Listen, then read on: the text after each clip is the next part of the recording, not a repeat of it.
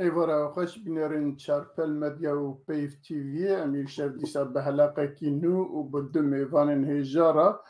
ازو هفکارم عبدالباقی حسینی هم شروع کار دوامی و هم جی هفکار برنامه امی شب بوارانه ده میوان می هجا هنه میوان می یکی جی دکتر محمود عباس کو گلک جارا لوربیه و یه دنیجی دکتر محمود جمعانه هر دو جی بریدنا برنامه مدا جی گرتنه هلبتون وانا باشتنا سن برز دکتر محمود عباس هم بخیر هاتنه سرسرا سرچاوا هاتنه هر وها محمود جمعان هم جی بخیر سرسرا سرچاوا هاتنه و ما مستعل باقی اشتراج بیشن تو بخیر هاتی و کاری هم لورن و ام ده خدمتا بشداری خواه و گهداری خواه نه ام دزانه که دو هفته جاره کی ام بیارین روجاوای کردستانه بیارین زیادتری معلقه درد که ام تین سر شاشه و به میوان خورا شروع کن لی پیشی ام میوان خود به هر دو میوان می برزی چند هر یک جوان چند جاره کی بونه میوان من لی دیساجی ام تخوازن جاره کی دن وانا به بشتارا بدن ناسین و پاشجی هم در بازی برنامه خود بیم. بله از کارم بیجم ایوار باش تماشاوان هجا بناوی چارپل مدیا و پیف تیوی از خیراتنی بودکم و به میوان حد و میوان عزیز از حد و میوان بدم ناسین دست بیک امیل سر هرنجم دکتر محمد جمعان شخل که می روجاوای کردستانی گندکی گند کوبانی بگو من همی هند زانن کوبانی باجارکی نافداری رو ناف کردن روجاوا ده وی باجار رقا خوندنا خو تواکری و لور مایه لور مزم بویه تا بکالوریج لور ورگرتیه لیسا به زمان کردی باکر پاش رچویه بری خدای زانینگاه صوفیا لبلغاریا لور خوندنا خو تواکریه حتی گهای پلپلوکا دکتورا دوار قانون ده و دوار پیوندی ناونتوی ده خوندی او دیپلوما خو ورگرتی وکی دیگه ام ماموست دکتر محمد جمعان نازکم رو وکی سیاست مدار چالکبانه اندام بیرو سیاسی پارتی اکیتی لکرد سوریایی کردستان سوریا و جميج في دركتية أوروبا صال 1990 لولايات النرويج دمينة وطن داشي نرويجية هر وكي ديجي نويساندن نوية ندواري سياسي ده بزمان كردي قوكالك جاراد چاپا منيا كردي بلاو دكه از باورم اف بون درباري دكتور محمد جمعان هقم ناوي بارتيات راس قوت به هقم ناوي راس قوت به تكارج مرسى راس بك راسته درسته دست خوش پاس با گفتارتن خوش بله هر وکی دیجی میوانی می دوامین مروبکی ناس دکتور محمود عباس او جیش خلک می روجاوای کردستانه لگوندکی دور اقام شلو جدایک بویه خوندنا خویا زانینگاه شامه لکولیجا تورید بش جغرافیا اوی لور بکالوریوس خلاص کریه پاش بری خدای اوکراینا زانینگاه خارکوف ماجستیر ورگرتی ده زانستن جغرافی ده پاش چویه موسکو لور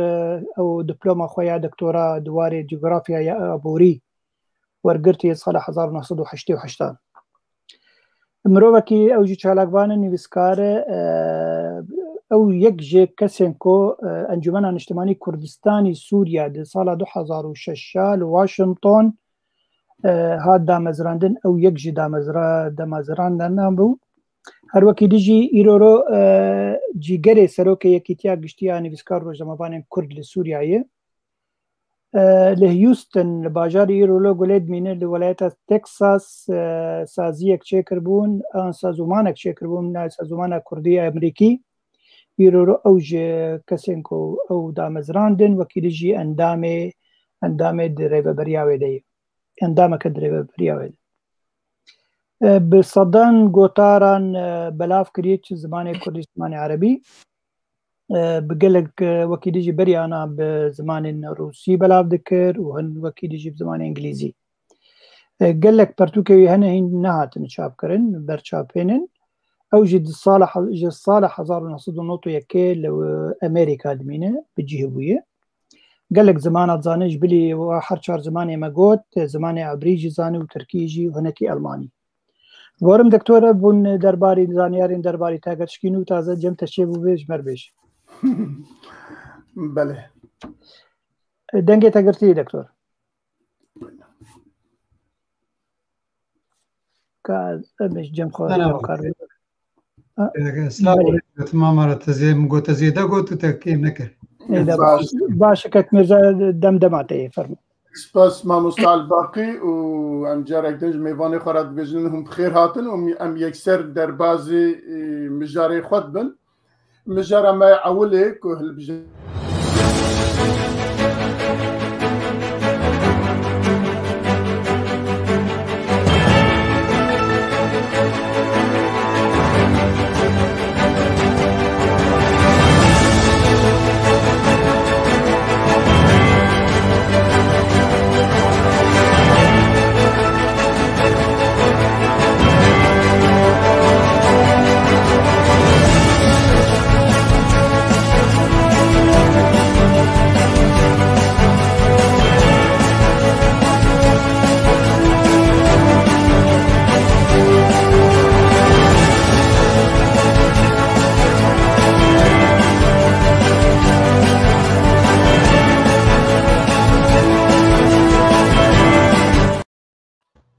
بله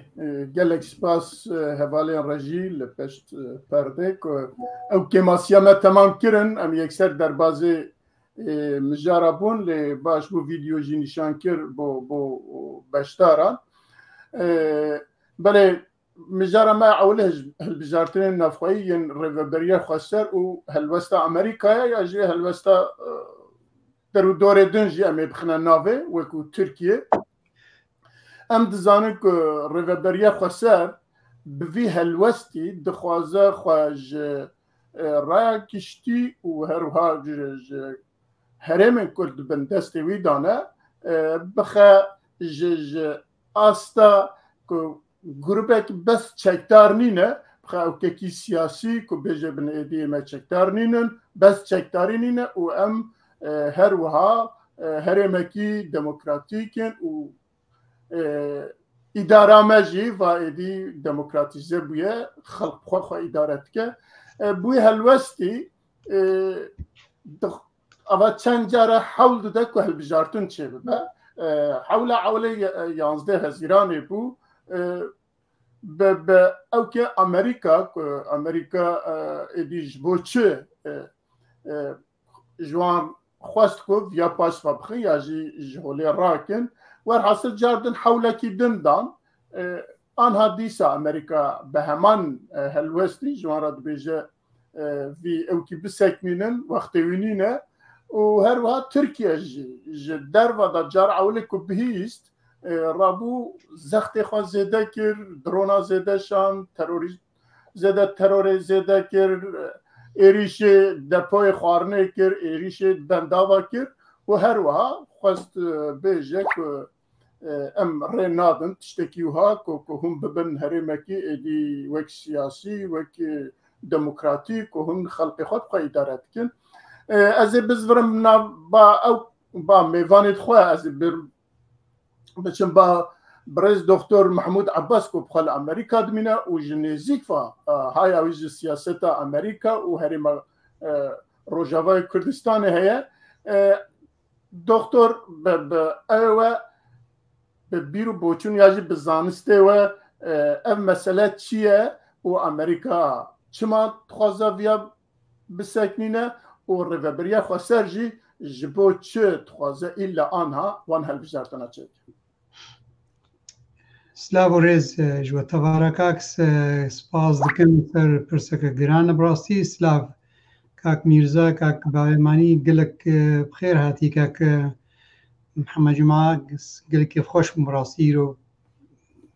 آماده بوناتا سلاو ريز حمق وهداري هجارة وبيناري دلارة براستی پرسەکە گرنگە کاک میرزا هەرتمژکێم گوتیە ئیرۆ ینی کارێ بێژێ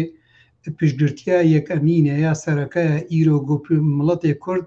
سەر لنگێ خۆمایان کارن بێژن هەردوو بەشێ کوردی یە ئیرۆ بەلکی فێدرالی بێ یا ڕێبەبەریا خۆسەر بێ دکارن خۆ بپارێزن بە بەریارە سیاسیە ئەمریکی ئەم نابێژن دووارێکی لەشکری یادیدا فەز دەبێژم چێ کارێکی گوتێ ئیرۆ بێکردن هەردوو حالیادە نەبەس ڕێبەبەریا خۆسەردا گۆ نەکەوێ بەرجەوەندی ئەمریکی دێ یا ئەمریکا بخوا لە پیشتایی نەگرێ یانی دبن وەکە گوتی دریێ دیبلۆماسیڤە بێژی ئەم نەدەژێوێنە گەرەکە وی کاری پێ نەرابێ ڕێبەبەریا خۆسەر بە یاد سێ هەیڤا دە هەیڤا سێ هەیڤا وەختێ گۆرابوو هەلپەژارترێن دەخواست بکێ طبعا بەریار علاقەی مەژێنینە بێ چێ دەولەتێ داگرکار چ بێژن ئەونا ناکەوێ وەتایە گۆم سەر بسەکنن یا سەرەکەوەکە گۆم گوت ئەو هێزا گۆ ئیرۆ هەبوون و نەبوونە ڕێبەبەریا خۆسەر سەر چەکنێ ینی ئەمریکایە بتەیبەت و دەولەتێ پەیمانیە دیژکێ وەکە گوتی ئەوڕۆپی ئەو ناتکەوێ دەرکەوێ ئاسادە دووادە ئیرۆ وەختێ گۆ هەنگی ئەمریکا گۆت گۆپێ نەرابن و پێشوێنارە خۆشییا خۆدا خویاکردن وەڵاهی وە بپاش خست ینی وا هون پێ نەرابوون ئەو گەرەکە مەیزان لێ مەیزێنن و هەرتی سەر بسەکن و بەریارەکە بڕاستی ئەمریکا هەیژە هەبوو گەرەکە نەیکردن علاقەیم ژێنینە چ بەرجەوەندی ئەمریکی تێدا چوون وەختێ گۆ بێربوانە ینی چ فیشارێک گۆ سەر ئەمریکا هات نەکردن فیشارەی ترکی بن یە دەولەتی عەرەبا بن دەولەتی داگرکاری دی بن یەگۆ ئیرۆ پزگرێکا مڵەتێ کورد پشتگرێکە گەگلێکی گرانە ژوارە و ناخوازن کوردیمە مەسەن مڵەتێ کورد تەبگەرا کوردی گاوەکێ پێش بخێ هەرتمیشکێت پێشایی دەبسەکنن لەبێدێ ئەمریکا نەد دژێ پێشەڕۆژە مڵەتێ کوردەیە ئەمریکا بتەیبەت بەرجەوەندیا وێنە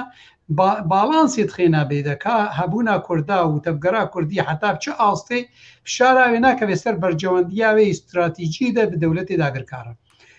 داخوازیە ڕێبەبەریا خۆسەر دوردا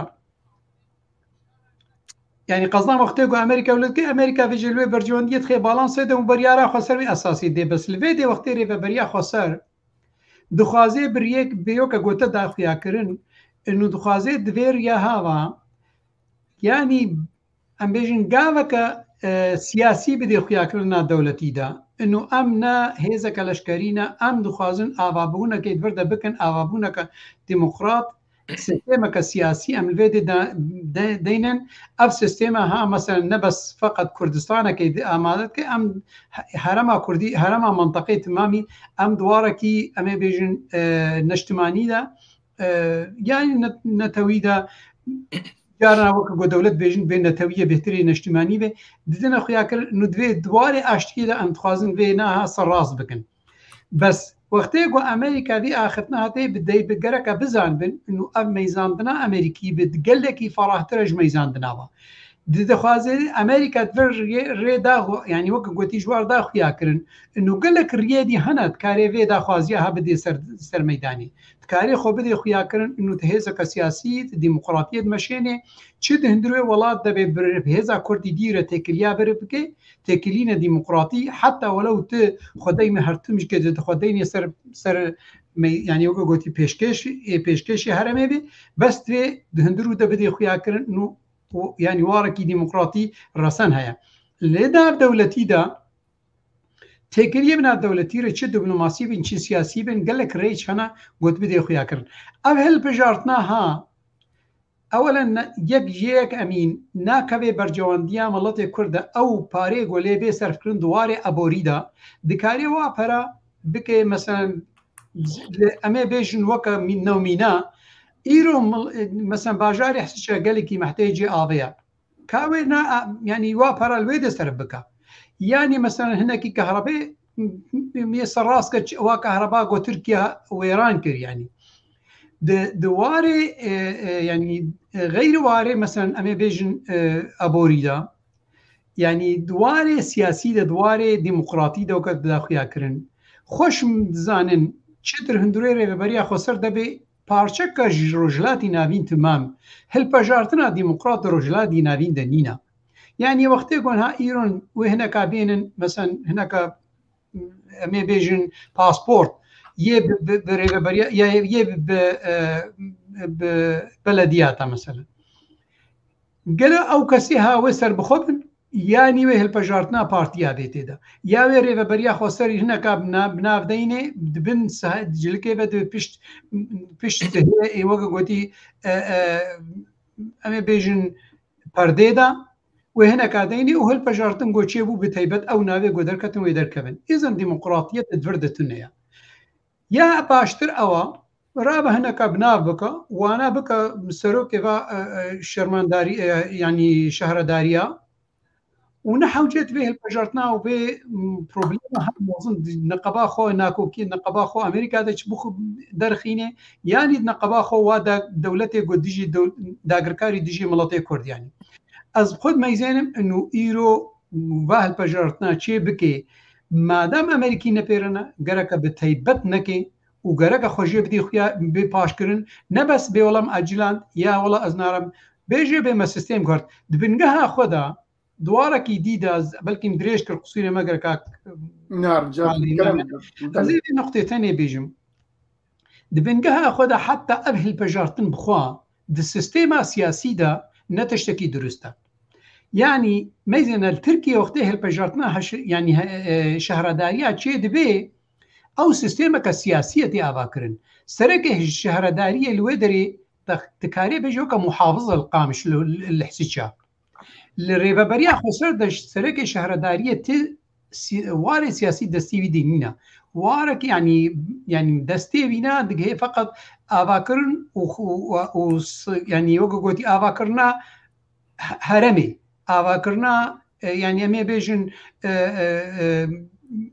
مەدرسار یا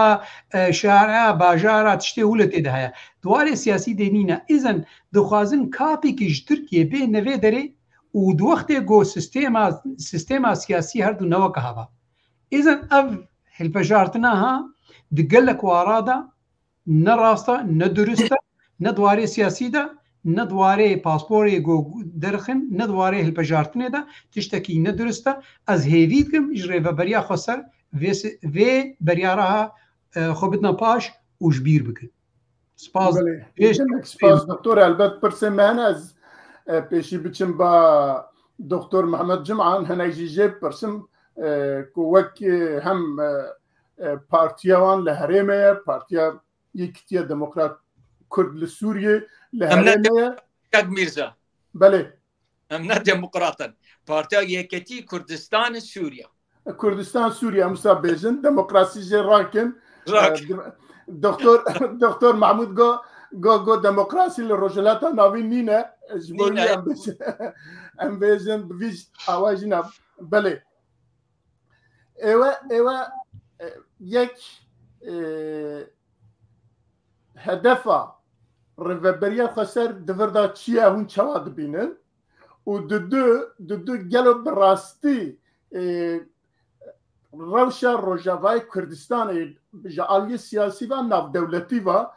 gelo amade nîne ji bo ku biçin îdareyekî demokratîk daynin em dibêjin belke rêveberiya xweser dikare şîrove bike ku ne demokratin bi filan û bêvan lê bi sîstemekî wisa pêngavekî wisa ku bêjin em gavekî davêjin ji bo demokrasiyê ku xelkê xwe demokrat û a dudiya eva eger tiştekî wisa bibe dibe mena tê mena ku wê derê êdî bi serê xwe êdî bêjin otonome ya jî serbixwe ye ya jî wek dewletek ye wek herêmek ye ku êdî xwe bi xwe îdare dike ne ku çekdarekî ne ku Amerîka ku wê derê îdare dike yani ev mebest waye û bi rastî şertê wî tiştî heye li wê bi rastî rêveberiya xweser di wî mentalîteyê di wî hişmendiyê de ku demokrasî bîne were wê derê bixe dewlet û Amerîka jî wana wisa dibîne ya jî nabîne belkî Amerîka dibêje ew hêj negîştine wî astî ji bo jî ne ew ne jî dewletên derûdor rê didin ji bo jî em rê nadin vî tiştî cenabê we çi dibêje gelek spas kak Mirza ez çikî bikî dereng ket ez jî spasiya we bikim جبو جناب و براسي برنامج و تلفزيون و چارپیل راسی کاری که پیروز هم دکن دست و خوش هم داری سیاست دا هنر دا و جدا دست و خوش اتم وقت شوپین مالا و آوا دست و خوش صابن هون هبن هر وها قالك الريزي من مزنج دكتور ميهجا دكتور محمود عباس را ونفيسكار وليكولنر وجاميركي تشالاك كيف خشم سر بلندم إيرو كبترامة قد ميرزا يعني نها مبقاد بين نها هلا از قوتن الدكتور قالك خوش قوتن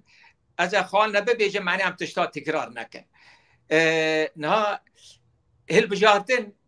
او دخوا آلی قانونی دا حقوقی دا چه دبیج بو مسئله ریوابرنا کار جیانا خلقه یعنی شهران و گندان ارنا ریوابرنا وکی جواکه لیهل بد اف روش گلو دوی کو ایرو روشا کردستان سوریه تدایا روجاوای کردستانه تدايا أفروش مساعدة جبر أو نبي جنجي إدارة بخوا نبي جنجي أو نابلية تكرن إنه قابك سياسية أو آلي كيدن أمريكا de بلاوكا خدا كون نفسان نيراندنا خوا ديار كر لسفا هالبجارتن أنا قوت يك خالك جرين تداهات كتير بالاوي قوت ما ام نابینن یعنی ام هلبجارتن هکل سوریه دغازن که ام بیجن آشکره به دموکرات به و هر وها وکی سوریه تبایی دغازن او آلی که دیشی تشتگیده گرین گو ما ام دغازن روشا سوریه یعنی چاره سریع سوریه دبه چاره شریع که سیاسی به لگوری بنگه قانونا 2254 ایرو اف روشا بیگ نهاتیه او آلی کی تیجی توازن بیجم یعنی اداره بره جاره که کار کرد لسر گو اما هل بجارتنا چه بکن کس جه نرازی بو کسی قبول نکر کسی هون دستک نکرن نه امریکا ایک و دستک دکه هل بد دبه مری و تهمه جلی نکه امریکا سیاسی واری سیاسی دا تجاران پشگیریا و بریا خسر نکریه تنه آلی لشکریه او آلی که تجی جیران تا سوریه رژیم اپوزیشون و انا کسی ایکو بورا يعني لازم هفبش من جبر ملت خويجي جبر بر بسياري خود ناف چايده هيا اوجي انا كسي نيراندن خو اف دبي تاكلايانا يعني بارتي هالبجارتنا ك وكي يعني بارتيا ك بتنه دغازه هالبجارتنا چي بكن وافجي وكي جناب تفو قانن او ناوي درخن ناوي ببيجن و اوانا درخن و ديسا پارتیا و ای نیزکی و قانون و یعنی نونر خو یا نمزت خو بیل بکنو قضیه یعنی نابلی نکنه هل بجارتن جبر وی یعنی اد بینم کو وکی کرده کی چالکوانه کی دبینم کو اف هل بجارتن ندم خو و ام دبینن کو اف چهار سریا که وها به سوری دا گریدایا ام بخوازن نخوازن ام پارچاک سوری نه ام اخو راگرن جبو کو چاره سریا که هفبش ز سوریه را وره دیتن جبر کو دولت ایرو ادغازم و نقطه جی بیجم کو ایرو ته دوی ولاتی دا نبتنی ایرو چاره سریا سوریه گلک بدور کت دما کو ایران کت سوری ببور ایران کت روسیا کت ترکیه کت امریکا هر وها تیدایا یعنی تن نکانی ایدی بریار رابی به دست خواه چاره سریا نافچه خواه به وکی تدغازی به بیرو باوری خواه تدغازی ولو قبول نابه تشتکی هل بد گرینگر نکو ادبینم یعنی جبو شاجی فهم نبه ایرو امریکا ذاته لیده که کفا هل بجارتنه چه نبه مجید به باوری دامه که امریکا هل بد دورا ترکی دورا هیا دبه که قبول نکه جبر ترکی دبینه که اف ریوبری تم شاندن آری پک کدا جبر وی هاوی به ور روشه به ور ناوان به ور فرما اداره قبول نکن جبري ويجي نهاتي قبول كرنا. بله قالك سباس از بين با برز عبد الباقي ما مستع الباقي ام دزان ياجي ام از بخواد پیش بین دکم که ریوبریا خسر بوی پینگاوی تخوازه وقت دسپیک داجی من او کر دخوازه روشکی سیاسی بده هرمه که بیجه هرم ایدی او که وقت امریکا دبی بس جالیه چکداری و ایمن پیوندی مبوان رهیه وقت ده آلیه سیاسی که تشتک منینه اواناج دخوازن جوی خلاص بن یا جوی پیوی بک لبشت خود بهلن بوی پینگاوی که بچن هالبجارتنا لهرمن که او دبیجن بچن هالبجارتنا ولوی روشکی سیاسی بدنا هرمه یک اوا براستی لهرمه آنها لاتمسفرا سیاست هرمه تیانا دو آدنه انا کسی که دست پیک دا گو از بوی آوای قبول ناکم امی بویکوت کن هر وا امریکا دبیجه ایدی تخوازه کرد یاجی او ریوبریاس سرخوا کد بیجه بس وقت شکتار لباوی بمینن یاجی پلان و پروژه امریکا یاجی پیش دیتنه که امریکا هیا که روشکی سیاسی بده هرمه یاجی تنه بلکه جبویجی بیجه از قبول ناکم جناب تا چد بیجه جبویه بله سپاس کک میرزا براستی هر دو هوالان دکتور محمود عباس هر وکی دکتور محمد جبان قلک تشتانین زمان ادجی هنکی جم خلی زیده بکم اتمسفر و گوتا آنی زمان نا اتمسفر ایرو رو اگر امن روشا کردستان روجاوه بنر آنجی لهرمن گود بن دسته حسده دنه ابدا او پیکاتین لور نلهفن يعني اگر ام دست بکن جم کردا ام بیجن پارتیا پیاده و پارتیا گریدای بأنا کسیبه حتى يرو نجيان انت انجامه بهفدور كار بكن كاربن واهل بجارتنا بهفدور الدارخن لقل بيكاتين يقول ورد شعر بنش مسيحي بن او تني يعني او اتموسفير تني بيدا نابه هر وقت يجي قالك ناكو كيد نابرا هيزن هسده و20 عربه للدوره رقه ودير زوري هنن او جماعتها جيب بيجن ابراهيم الهفل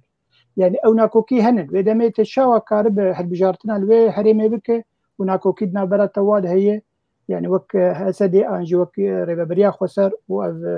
جروبين 20 عربه وكي هر وكي يجي عرب ومسيحيين لورد لهريمه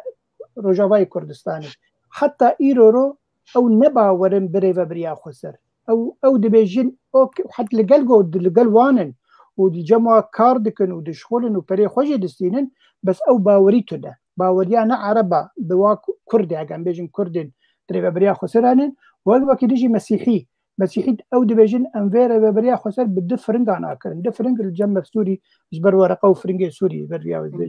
يعني او نارين جموه هي امريكا في دي من دبينه امريكا وقت دما في دي من دبينه معناتها اتموسفير حمل نزل على نكار تشتكي وها ايرول دار كبه آد دوا امریکا وقتا بیجه اوکی واهل بجارتناره دیمک پیشروجه دید و بیجه اف ریوبریا خسر اف هریما ها ایرو از لیورن کرک تشتکی سر بخواه دست اناتومی و دست خو بخه آنجی کارب تشتکی بالکش او ایرو جم امریکا هی نهاتی گنجاندن هی نهاتی بر بچاف کرن کو او هریمش بو وا کسین کو تید هندری ویدن او ملتی وی بگمان ملت لكيجا هريمي بوقتها ببين دس هالداريا مزن ريجيم دولتي نكار بإدارة بك بيو بخو إدارة وخبك ريبابريا كي بخو بكن لبلي أمريكا ويجي نابي ندوي ريبابريا خسر كو كاربي إيرورو و هالبجارتنا شي بك جبر حمي بيكاتين قولوي هريمي دي نلسر هبل تشتكي دي أذكارم بيجم ريجيم بخو لور هي يعني وقت أجان بيجن تشيل حسيتشا أنش شل قامش له أو جربي تشار كنارن امنيه دولتي الورهنن تشاوا كارب هالبجارتنا كيتشيك وبشك جد ريجيم الجم تدهريمي دي يعني اجينا كنت مزنه قالك مزنه بلي بري انا جي ريبابريا خسر هالبجارتنا كر بيشتيكو پیمانه دو که یاداوی چه بو گوتن اوکی ام هر دو لهفدو هاتن چه پارتیین پیدیف گریدای و چه پارتیین نکسی گو مهل بجارتنه که چیکن رابوانه کسی دوی دمه دجوار که از باورم 2014 بو 15 بو گو دم گلکی زویه بهلین هم دو سه ماه هم کاربن هیدی رکلامه که بو خود چه بکن گوت نه ایرو سبه قراره مثل سبه می هلبجارتنا چه کن وکی دیجی همی کسین و گوت تجی کرم کر حوالی خو کرن سروکی و کومینای آنجی بلدیات هایی و گو خلاص ابو هلبجارتن دما گوت في صورتي دخل كي انه اب هالبجارتنا تبفيرنجي كسك باوريا وبيتنا وامريكا جي باوري بفي مسليناينه يعني از اسكار منالينا خويا شخصي جي بيجن ايرو روغو هالبجارتنا كراستقينا لهندري روجاواي كردستان شبه ديسا باي دي انجي ريبريا خسر 40% ناينن وبصرنا كبن بكسن دي بسر بكبن اجا بارتين بنا كسيغري داي ملت بخوا بكارب تشتكي بدز بخينه نائب بارتيا جو ايرو دس هالدار بله سپاس کتمر بله گلک سپاس اگر تشتكي زيادة ميواني مالي زيادة بكن تنبا ام في مجاري درباز بكن كاك ميرزا فهمو تشتكي براسي ادميزين قال لك جرينجا برين هاجار كدي جارم سر نيسان ديا بس استخازم هكا كارمز كورتيش بيجم سر مسألة بريارة سياسي يا امريكي او كارن بيجن يعني يعني قد بيجن اعتراف سياسي امريكي بريا خسر جو كان يعني كرما خود كاربي دبخازي كلام كيف فرمو دكتور ميزينا بتيبت امريكا قوم زانن يرو الرجا يعني الرجاوي كردستانيا دوارك عسكري بوارك لشكري تديا بس بتيبت دكبي برجوانديا استراتيجي دا وبتيبت بريارة في سياسية هري جرينجا دهرمي دقونا بريارة سياسي بانا وكاقو أمد زانن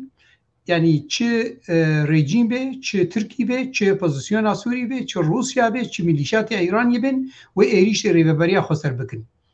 نا أما يعني أفيها تمام نويرن إيريش بكن نجبرگو نهصد جن لشکری امریکی دور ده جبرگو بریاره که سیاسی امریکی دور ده بریاره استراتیجیه جبرولو جوی هنکارن امریکا ایرو اعترافا رسنی يعني وقت قلتي يعني شد بيجي ده ناف دولتي انجامين اولهيدا او نتوي يكبودا اعترافي بريا خسرنا كدوارك سياسي ده ميزاندنا كدور او كاري بيجي جوارك استراتيجي فرا جبرگو ایرو ریوبریا خسر تبه تنوی پارچکا سوريا يعني سوريا نتو تمام يعني عفوا يعني اجتماعي يعني وطن سوريا قد بيجي ده وقتی گو ایرو اعترافك او بيرو بهوريك بريا خسر بك بروارك سياسي دبي قنصليه خول ويدي تشيك القامش لو بيا تحسيجا قنصليه خديني او قنصليه دبي بسفارات بغريدا بي سفارات الكويت دبي الشامي بي دمك جو امريكا دبي اعتراف بسوريا اعتراف اخو او دور پیش کرنا خو سياسي يعني ابوري سر سوريا هليني يعني دبي خوش بريارة 22 خو بكشينه إذن لبي داري أمريكا معاتا حمى أو بريارة بي قدوشي سوريا دبي بهيرواندن جبوني اعترافي بريا خسر بكي لبي دي بيناكي بس جبير نكن إنه أمريكا وقتي جو بريارة كهارو درت خيد بي أزنب هالبجارتن يرما وچينا بي هالبجارتن چي بي وچكي أب بريارة سياسية دمك جو أمريكا دبنجلكي دب انديركت تكليه بريبريا خسرة تكليه بهندروي سوري تماميرا تكلينا سياسيين راميارينا نبس على لشكرينا وقت تدخل هندروي بريبريا خسر دكي اذا كاك محمد خلاصكم اذكرم كاك جماعه ازينم اذا اعترافك سياسي هاي نقو اعتراف سياسي يعني ميزان تنك سياسي هي تكليه سياسي هنا وكاكو امد زانجكي بربرسيارة ريفبريا خسر الفيدي الواشنطن سينا محمد بربرسيارة كمعترفة بي انديركت بشكل كي نرس ميرا الفيدي الواشنطني تكليا حتى بالسيناتورة ردكي واسخوش بيزانم يعني او اعترافات سياسي بيناكن دوارة كديدة آلي كديدة تشتيقو أمريكا جد سكنيني ناهي ليقو او سينور درباس في سينوري لشكري وتكليه امي بيجن شر داعش ويديد استراتيجيات همبري روسيا دياد برجوانديه ويناي دندرو سوري ورجلات نافين ديلي قوي سينوري درباس نكي نكي سينوري كاعترافك سياسي چی هەیە سیستێما ڕێبەبەریە خۆسەر ناکەوێت سیستێما یان داخوازیە ئەمریکیدا ئەمریکا دەوڵەتەکە ئیمپریالیە دژێ چ سیستێمی سۆسیال بێ تجمعیە کۆمونیزیکی کۆمونیستیە بێ نەپێرەیە بەس ئیرۆ بەرژەوەندیا بێنایی دوارێکی دیدا تێکیلیێوێنە وەگۆگەتی برێبەبەریە خۆسەر دمەشێ جاابێ خوشبات شتێهاتکێ لێ ئەس بەهەوەر دکم گۆرێبەبەریە خۆسەر سیستێما فیدرال لە لەدابانە وەکە یا باشووری کوردستانی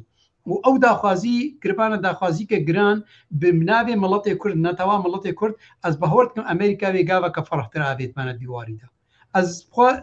gelek caram ser vê axirtin li vê derêjikê û ev na çavê xwejê girtina weke gotbêjin bê erê xebera tê bes negotina erê ya na yani ev tiştê ha dihêlê got hinek mesela kêmasî ew dikarê Amerîka beryara xwe qenc zelal nekê lê ez bihawar dikim Amerîka li vê derê wextê got beryarekê didê û li ser disekinî ev hilpejartin çê bibin hilpejartina siyasî ne û tedexul dike demeka got nû Amerîka tedexulekevî siyasî di rêveberiya xwe ser de heye سپاس که مگلکی دیز درێژ کرد نا ez ê pirsekî li vir bikim doktor ez ê pirsekî bikim paşê biçim ba birêz cuma ez cenabê te got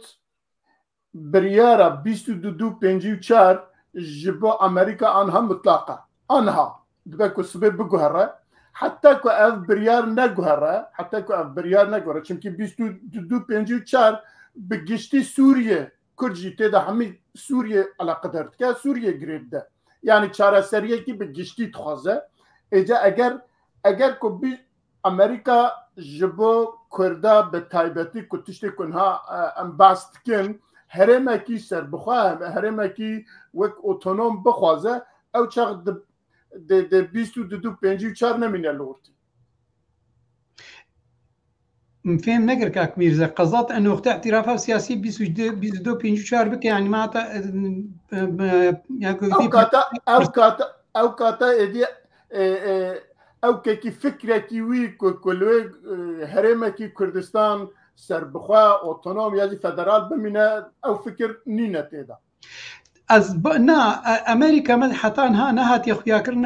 نهات یشرو کردن دیتیل خو د 22 یعنی 54 او بریاره نتوی یک بوی بو او انجمانی او لهی بو براستی او نه د کوي واره کی د سیستم سوري تمام به وخت کو بکوي دیتیل ادا امریکا بتیبت قالك جاره انصر سكنينا انه جركا يعني سيستما ريفابريا خسر او سيستما هرما روجافاي كردستاني وكا سيستما باشوري كردستاني بي قالك خصن جو نفسها تجربه دوباره بكن بس طبعا الوادي ميزان دنا وهنا انه نبس هيزا كردي ريفابريا خسر ثاني تدبي انجماني او هي او هيزا كردي دي يعني حتى هنجي تبيرا مخت انجماني او وقتكم انجمان نجتماني يعني انجمانا نجتمانيه كردستاني ملبدي امادكر ما دمرزران الواشنطني او انا حسيت كاب انجماني نجتماني كردستاني يك جهيزي هيزي كردي جوجركا اماده بيد اواكرنا كردستاني ده يعني بيش روجا كردستانا روجابا ده يعني او هيزا كردي قالك فرحترد ميزين جبهر دو بشاتني از بهور دكم جوبو كفيتي تيلا ده ديسان جزي دوباره بكم وقت السيستم فيدرال بهلدان از بهوركم امريكا بيجرتيا وحتى روسيا جوي ندجي بي بنقلك سباس برز محمد جمعه تشتكي كو جنابته بيجي مابو بله والله هي كرمته هلبت يعني بريارن دولتان وقت يكون بلاوكا كخوات خص امريكا باوريا من يعني نيكو مريا هر ترجمه بك يا وكيل بيجي ورغرينه بالرنگ كيدن ايرو جبر از هلبت كسي كل تماشاوان هيجال ما قدار دكن دبي مري يعني نكبنا و فكره و خياله كو ايرو سياسه مدار مدبيجنه كو امكاني هيا يا شكلك بالشكل بيناسينا سياسي باداره هيا افتشتنا از وكي يعني قانون ناسك ما ناسك تشتان وكي هيا دخونم تشتكي رسمي قانوني تنه رسمي سياسي تنه نه برا اموه كيف خشين ندن كو بيجن اگر كو فيدرالي با اگر كوهابا اگر كوهابا او تشتنتنا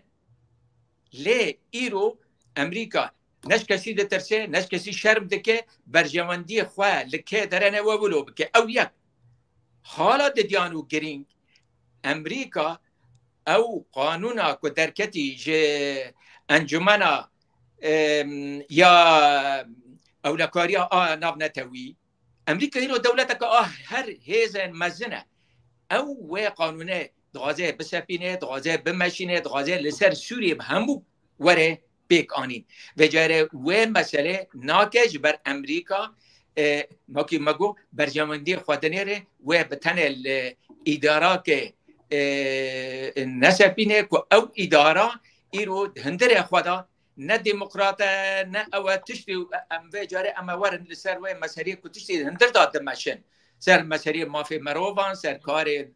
نه دموکرات پیکتین یعنی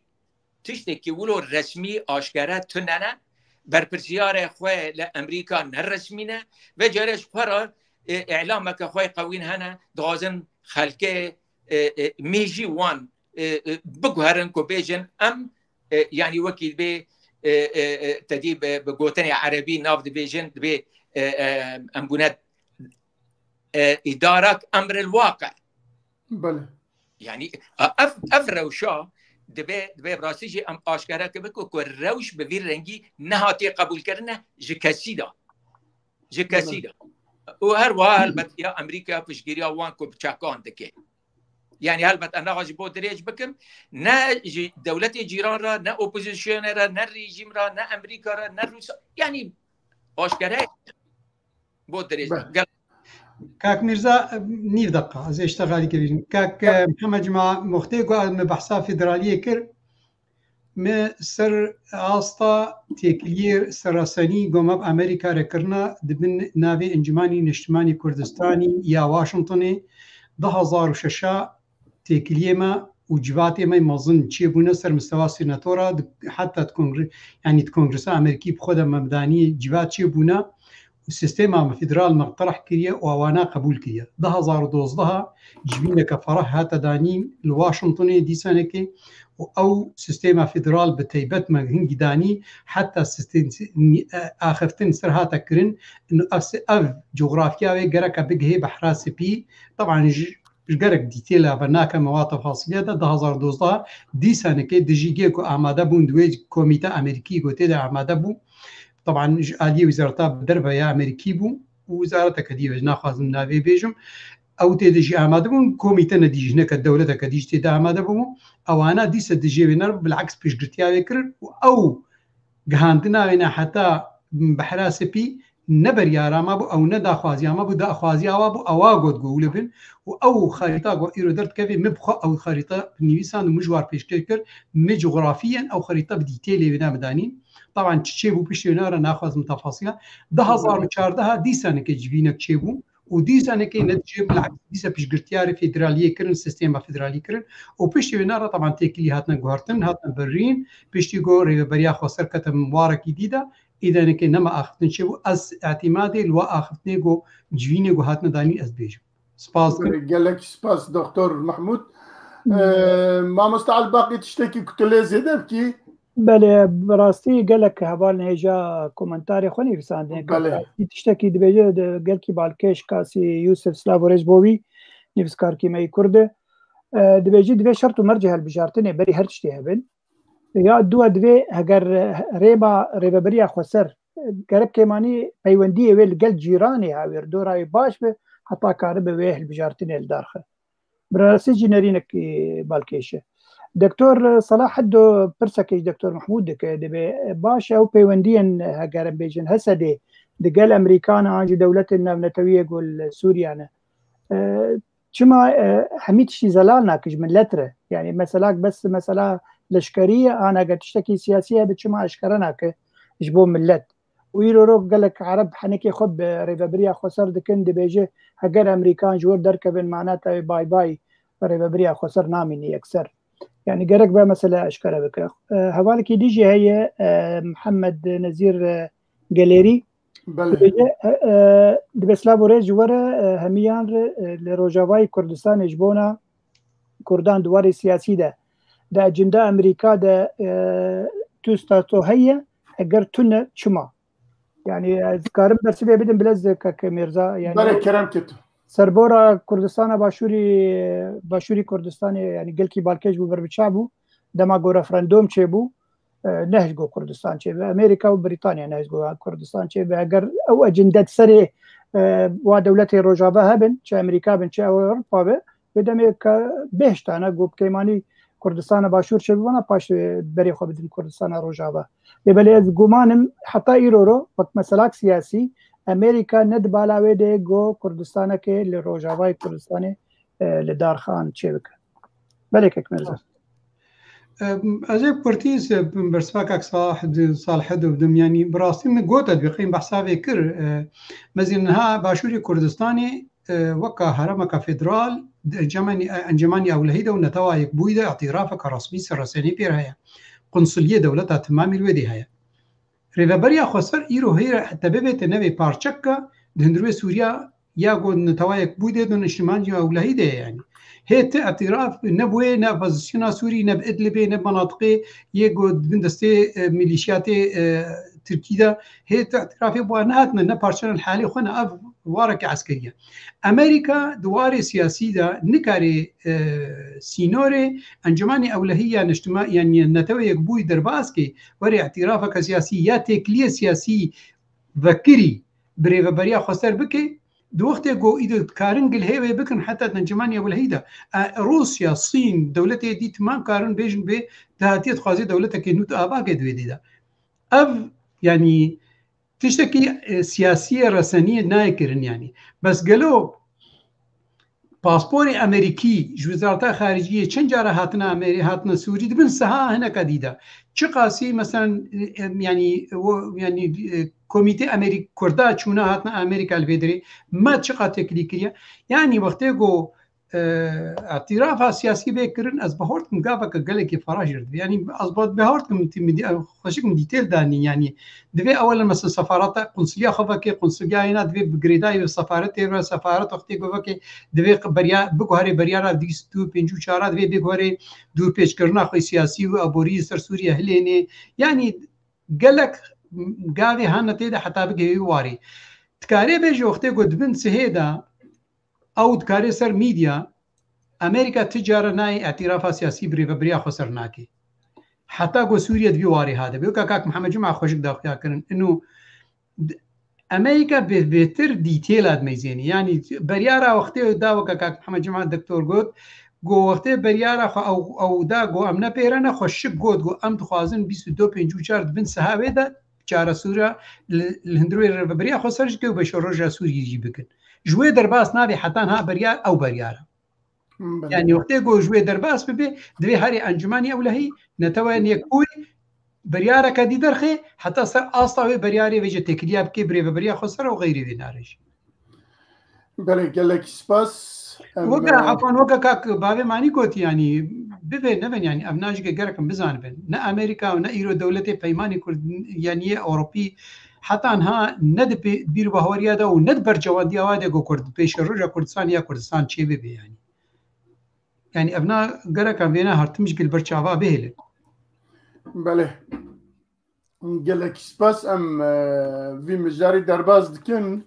نزدیکی 5 دقیقه مچو امی دربازی مجاره خواهی دودیا ببن امی ورن کم جوینا عربان و اگر خواه وکشاندنا وزیر دربا یه سوریه جوینه ام دزانن که 2 هفته برن ها جوینه کی عربان و کم جوینا عربان پیکات دوی دا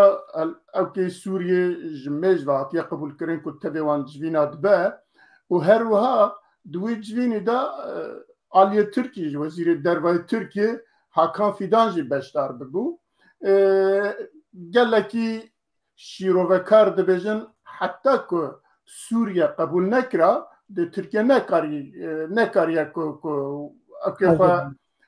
وفتا خواه بشانداوی جوینی البته سوریه قبول کریه که آواز چونیه ایجا مادم موسانه دوی جوینی دا مادم سوریه قبول کریه و ترکیه جی هیئت خواه شاندیه لگل وزیر خواه دربا حکام فیدان دما که هاکان فیدان درته بر میکروفون باغفه وزیر سوریه فیصل مختار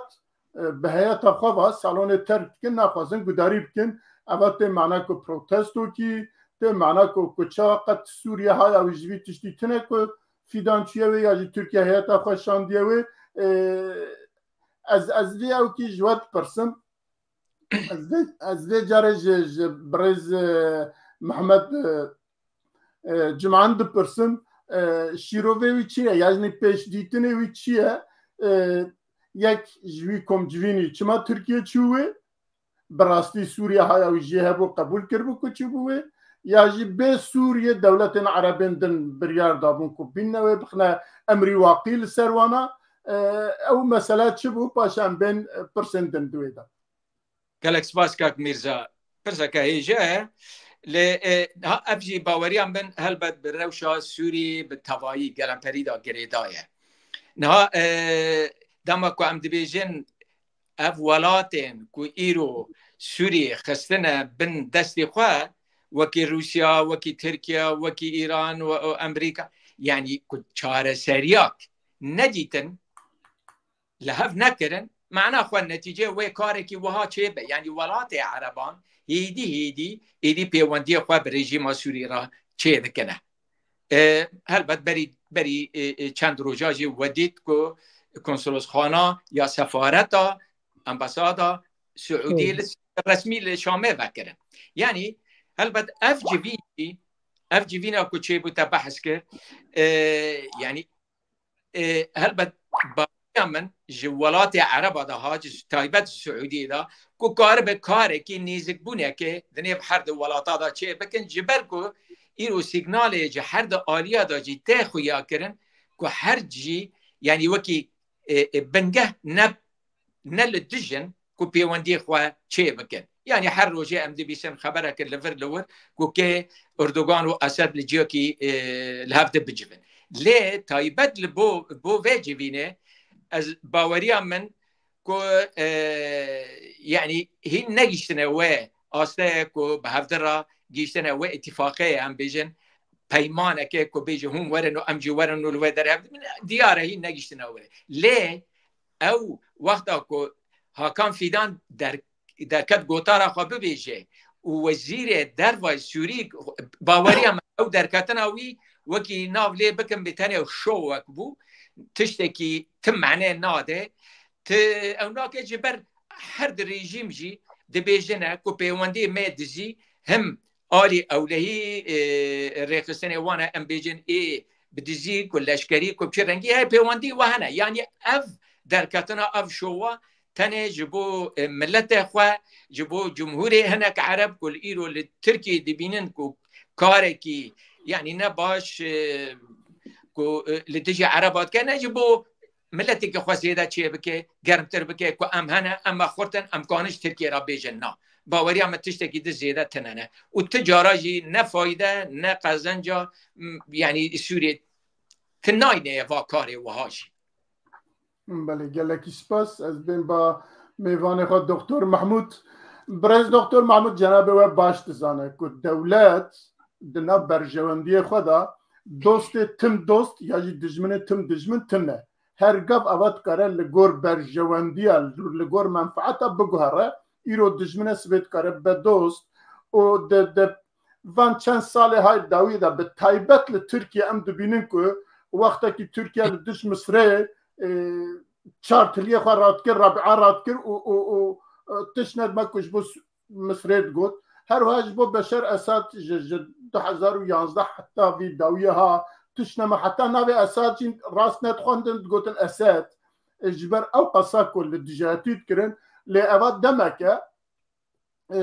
تركيا ب مصريرا لهفات اجدود كان رجبري سروكي مصري لتركيا بهبرا بروتوكولا تشكرن بروتوكولا انزاكرن براستي تركيا سوريا يعني سوريا نها جو تركيا چت خوازه کو دبیجه ترکیه برا پیشی دبیجه برا ترکیه همیشه سوریه در که پاشه ایجا چند خالدن داتینت به جنها حوجنا كام تكرم فانتشتا باخفن حتى كو ام لهف بكن ورحاصل وتركيا جي شار خاله خو داويه دانيه ورتد بيد لغورفان شار خاله ابا جبون من مسوكرن حتى سوريا وانا بجينينا يكي جد بكو بتمي او كي كردان نمينلوي چکدارین کردا و سنور ورم پاراستن ادنه دوید چیا بریارا کنسه یکتیا ملتا کد بیجه 22-54 دوی اور نجی و پاشه جی نظام روشا پنابدر و روشا نافخواه دوی وانا بجی بینم پاشه امتکارن عسکری خواه او که خواه وی داری والا بکن جناب تا چه بیجهش بمانشت دنگ تبریه دنگ بریم سپاس دکم براستی میزنه ترکیه بهارت ما بریا 12 ساله جاره کدی آمده بو 12 ساله بنها جاره دو دقیقه جارو دی آمده بس نه بشو براسنی و که جاری یعنی وقت گوته آمده کر یعنی ماجا پیکر از بهارت کم گودا خوازی سوری نبانه كانك بري جبيني كاري وبيجي بها أسقبون ناكم مثلا شاندا تركي وري آماده ببيتي قبول كر بس أو يناهي بيت كر خجايا تشتن قفتوقون آخفتن بري وهاتيا كرن دي جبيني دا بري جبيني دا خوازية تركي دي سنة وقا قوتي راساني دانا بيشكيش سوري را وبلكي دا يخجا كرن يعني شاندا أمي تركي دا يخجا كرن إنه وقا قوتا قوت شبه هر چار خالا گو پیک نوینن هون پیک نوین امیش سوری خوناک شل میز سوری دبن فشارا روسیا دا بریا دمکه مدید گو سوری نما دبیجید بی والله لازمه لشکری ترکی خو بکشینه ام دقازن گو ترکی یعنی بیر بحواری که بده او ضمانه که بده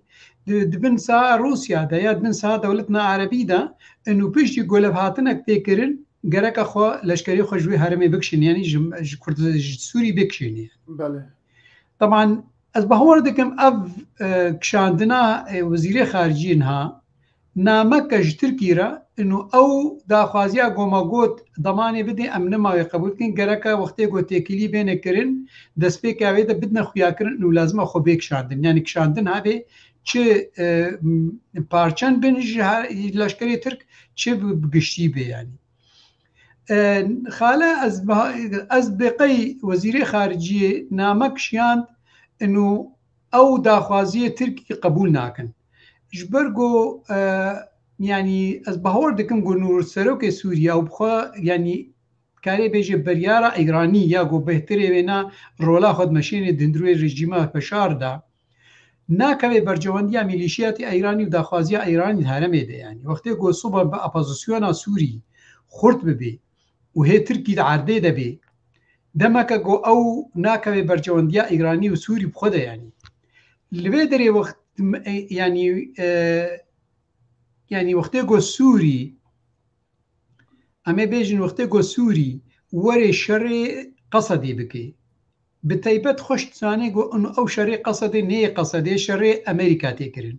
وقت جو شري امريكا بكرن هنجي ذهبون ونبونا رجيما بشار اسد كبي مطرسي كده اب نامك قالكي از بهردم قالكي فرح بوج باش تركي را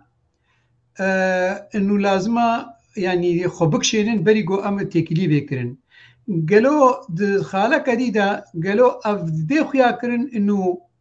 انه او يعني قربونا جو ام تركيا تخص خونيزيكي سوري بكي او قربون هناك صار دبي برين هاجاره كديجاره مغوتم جو ابني بونا تركي سوري را نبس جبوني قلت يعني سيستما سوري يعني واري أبوزيسيونا سوري سراسكي يا كوشبارا راسكي أو بخويا سركجي أو تشيلو بيري وبريا خسر تشيلو هيزا كردي ويران بكي هيزا كردي لاواز بكي هندروي سوري دا ما يزين برين ها تركي قالك بلان قالك بروجا بيك أنين تشب أمريكيارا تشب روسيارا تشج وقت عفريني حتانها دريا داعش و دخوستن جو بروجي ريفبريا يعني بروجي نا ريفبريا خسرتن يعني تفكرا كردي تمامي قالك او رولاوي نميني تندري سوريا قالك بروجي بيكانين قالك پلان پێگانین هەمە پلانەیە بسەر نەکەت ئەس خۆت مەزیێن ئەو نێزیکەن بوونا ترکی سووری رە ئەو پلانە پێنجایە وکە گۆجەر بەرین هاژیمدا خویاکردن پلانە پێنجایە گۆ ترکی پێترابێ بێچاوە کاربێ مەسەن تەبگەرا کوردی لاواز بکێ و نەهێ لێسەر پێشە ڕۆژە سووری دە ڕۆلەکێ دەستێنێ ئەس بەهەوەر دەکەم میلیشاتی ئەیرانی ئەوتکارە بێ ئەیران و رووسیا و سووریا خۆشک بێ پلانێت زانن گۆ بەرجەوەندیە ترکی چییە و بێ بەرجەوەندی ڕنابەشن ئەو کشاندنا وەزیرێ دەربەی سووری ئەس بەهۆردکم نامەک بوو دوی واری دەژاریە ترکی بە ئەو ینی داخوازیەتە پێک نایەن حتا گۆتە خۆ ژندر و نەکشێنێ وەختێ گۆ خۆ بکشێنێ ژندروی سووری بتەیبەت ئەپازیسیۆنە سووری بیارگەرێت چێ ینی ئەس بەهۆردکم ڕێژیما بەشار ئەسەد دزانێ نقطه اپوزیسیون به ویران کردن و ترکی درکوی و کاربه تکیلین خوشک به ریوبریا خسر بکه یعنی ام خوش زانن ریوبریا خسر و قصد یعنی پی دی اونا چلو هاتن سر یعنی عرض ضمت کردن به تایبت رژیم بشار اسد خوکشان و که باوی معنی گفت چارچوب اولهی مربعات الامنیه گفت بیجیده خوشک خوارا کردن و پیاده کده دوساواده یعنی او دمیزین انه اب وقت اپوزیسیون نمینی و ترکی درکبه و کاربه تکلیه بری بریا خسر بکه یا قصد بکه بواره که آشتی یعنی نه بواری لشکری. بله گلک سپاس دکتر استم با برزما مستعل باقی البته گوتنین تجلی هیا ل دنوان پرسادا پرسکی دنجی دنوان هفدیتنین ترکیه و سوریه دا لهفکرنه واندا روشة اپوزیسیون سوریه اوی کل ترکیه نه یاجید لده او که ترکیه دانه روشة وان چیه کاری هنای باسا ویجید بله سپاس کک مرزا از گمانم وگرن کی پاش چما و وزیر در و سوری خودکشان جوی کم جوی نه عربان بله او سیگنالک دا ترکیه گوبیج چندی زخطه آن فشار روسیا لسر هبه لسر رژیم بشار الاسد آن جیرو مصر تانی زمان مصر او جیرو لکید لیزید خوازید ترکیه و سوریا بگین هب رنگ کیجرنگا از باورم و دوزا وزیر اجدر و ترکیه کربو گوه جوین حاضر ببه بگومانا من هگر های سوریا جی هبا گرک اجدسپیک حاضر نبونا لیبالی خویای او تخواستن و نامه آن جوه مساجی بگین ترکیه انو چندی فشال سر مبین جالی روسیا و جالی مصر و وقت دولتك عربي ام قبول ناكن الا دفي او تشتمه بيك ورن روسيا ايرو رولك قالك مزنديز او دخوازه بس يعني رزابونا تركيا شما تخوازه تركيا قالكي نزيكي خوبك او جربي تجيراني هري نزيكي منه قالك جمهوريات نيجو بزبان التركي دشتغلن يعني بزبان التركي دشتغلن وبنام مدنن يعني قالك تب عليه مبي او تخوازه يعني دقكي تركيا جناتو بكشينه اجي لا حتى اقول صار حسابي ملتي سوري به حتى اقول صار حسابي ريجيما سوري به فجبر بها سوري جي وك ريجيم او جي تدق هي مساله في بلانا يا روسيا تركيا استراتيجيك جمعيه تجاري او نماج سوريا دركه بالتايبت لجعفريني شما جعفريني تايبت عفرين ايرورو يعني اگر كرد روجاك خارطه خود شي كرن يعني باجاري هري نزيكي آوي نزيكي بحري نزيكي دريا سبي فجبر فيها او ناخوازه دركه بجور وهجر روجك جروجاجي بيمانك دنابرا تركيا وريجيما بشار الاسد شيبو او بشرطك يمزن جاري تركيا به ناوي وقو ما قلت بيمانه اضنا وقال لك برفره بك 10 كيلومتر دمي حمي عفرين دبنده سويلي لسا عفرين وجرابلس وسريكانيه انجي وبيجي ازي باسن خوي لشكري لعفرينه ولجينادي ازي دينم داكو خو بباريزم مثلا خوي امنيه نتوي اس بباريزم از گمان اف بلانجي هي دنابرا روسيا وتركيا دي جوروجا كجروجا جو هات بيمانك شي بدنابرا تركيا ورجيم بشار الاسد وباسن تركي ل باكوري سوريا انجي هرما روجاواي كردستاني وهبن بله دفردا روشا اوبوزيسيونا سوريا كل تركيا او يعني تشتكي مديا جهاني رو بيجد ايرو تركي هيدي جوي مثلا بوزيسيون جي خلاص ده يعني اگر برجواندين تركي بقداندن بريجيم بشار الاسد او همي بوزيسيون يعني بر بالشعب نابينه حتى دبيجن ولو مبهيز قويرو تركي قال لك جا اوبوزيسيون سوري بدكشينا انجي دبي كردستان باشور لهريما سنجاري او نزاوك بلانك سري ود هي كاوي شر بكك الوربكه ان تشبكه وقال لك اجي رازي دك وقت دري جوار وكريد ومقارن جيكي ديش خور ببينن او جوار تيغوتن بيغومان يعني او كار برنجكي ارزان بأوبوزيسيون حميكي بسبير بريجيم بشار الاسد دما غوبرديون تركيا بيكورن بله گلک سپاس اگر هر دو میوانمت تشتکی کل سر و مجاری زیده بیجن تنبه ام ویاجی در باست از تشتکی کن لسر مثلا ویداوی سر اپوزیشون باوریا من ایرو هلبت کاک میرزا کرم در نگوت اری و مدست بیکر نه کرم که بله سپاس یعنی ادبینم براستی جی ایرو کو اگر هاتو لهف هاتنک در مابین رژیم سوری و ترکیه دا پیک هات براستی هر زراره بکن اپوزیسیون سوریه او نمره یک نمره دیجی کرده یعنی آبا هر زرار لی تشته کو ایرو دیار دکه هلبت ترکیه زاغته بنجزي أزاي قلت لك اهتمام بكمك حتى أقول دكتور محمد أو هذا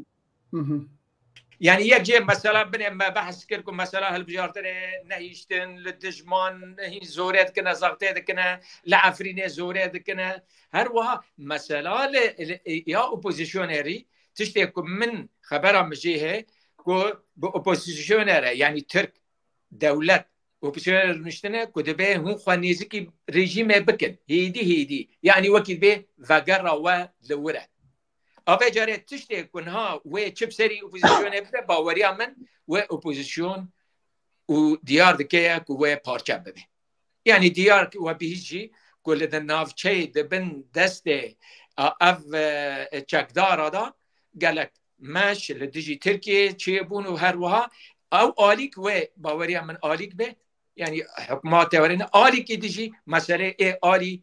براين مسلمان وأوجي هالبت باوريا من ويش هال بقتن و يعني و بارشة بمن وقالك زرارة مثلا ورا البوانا زوج بس ميرزا جان بس ولو كومنتارك منها هي خالك جرينج براسي إيرورو ريجيم السوري يعني جرك وقت دولتك حتى إيرورو هاتي خيط كرندنا دولة جيانة هين رسمية يعني فرمية نكارجلي لتركيا بك جو دولتك داگیر کر هاتی پرچن جهر دیوه داگیر کریه او چما نکاره جبر رژیم بتوایی ز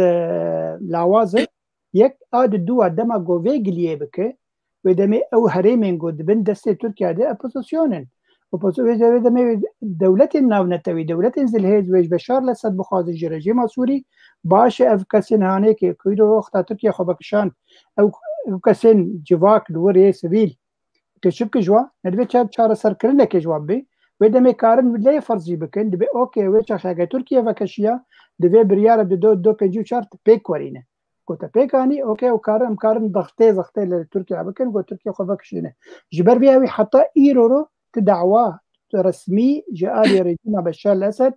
لديجي هبونا تركيا لناف خاكاوي لتونية بله جالك سباس يعني دمينا دركتنا تركيا دمينا سر خالا 22 اگر بجهات لسوريا ودم تركيا جي مجبور بجوي دركتا راست بله ان جالك سباس ام درباز دبن خالا خويسسيا خالا مسا رمشة عفريني بالتباهية وبراستي يا طيبات جي قندي كارخيك أبا حفتك يده روجة يعني هالبت أو كوي درجة أما ده دو حفتة هاي داوية كراساتك مازن لوي بيكاتية أما بيجي عفرين باخن عفرين أبا 8 سالة 9 سالة دبن أو كي تركيا ده أو تشكتارن تركيا كلوي ببرلوي تشكتاريت كن وكاري تركيا كن لوي همان روج نینه کو لسر خلقه لسر زویه خلقه لسر دار خلقه لسر جیان خلقه زورداری دکن و بیجه نانی وانج دستی وان دستینن آبا وان دبرن و تتعدای نامینه که حتی نه جوارا نکنه و دکو جنجی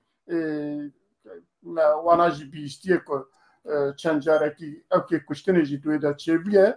و خلق جی بیچاره دمینه جوی درابه جوی درته جوی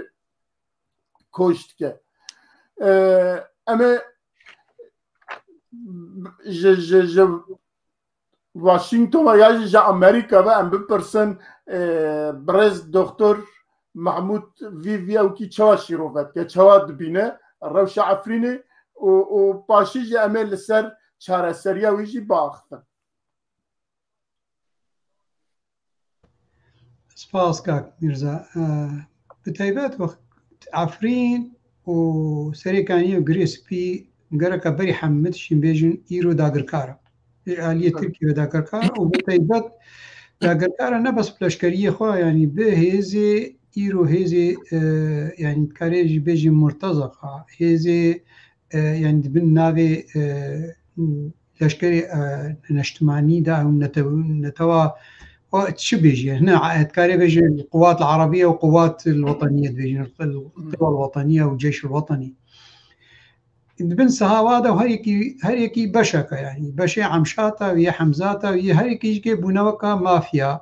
هر بارشا قرتنا وبيجي قاسي بيجي بري بصين بتايبت نوردستيا وزيدتر دبي هنو دماغو آريكاريا أبوريج دولتي دربا يقوك قطر ويا السعودية برينها جوار ديشان وقتي كيم بي بشارة خود برنا سر ملط بيتشلو ملط ويران بكن بيتشلو ملط يعني شبرزة بكن وجوا بيجا جواب ميجن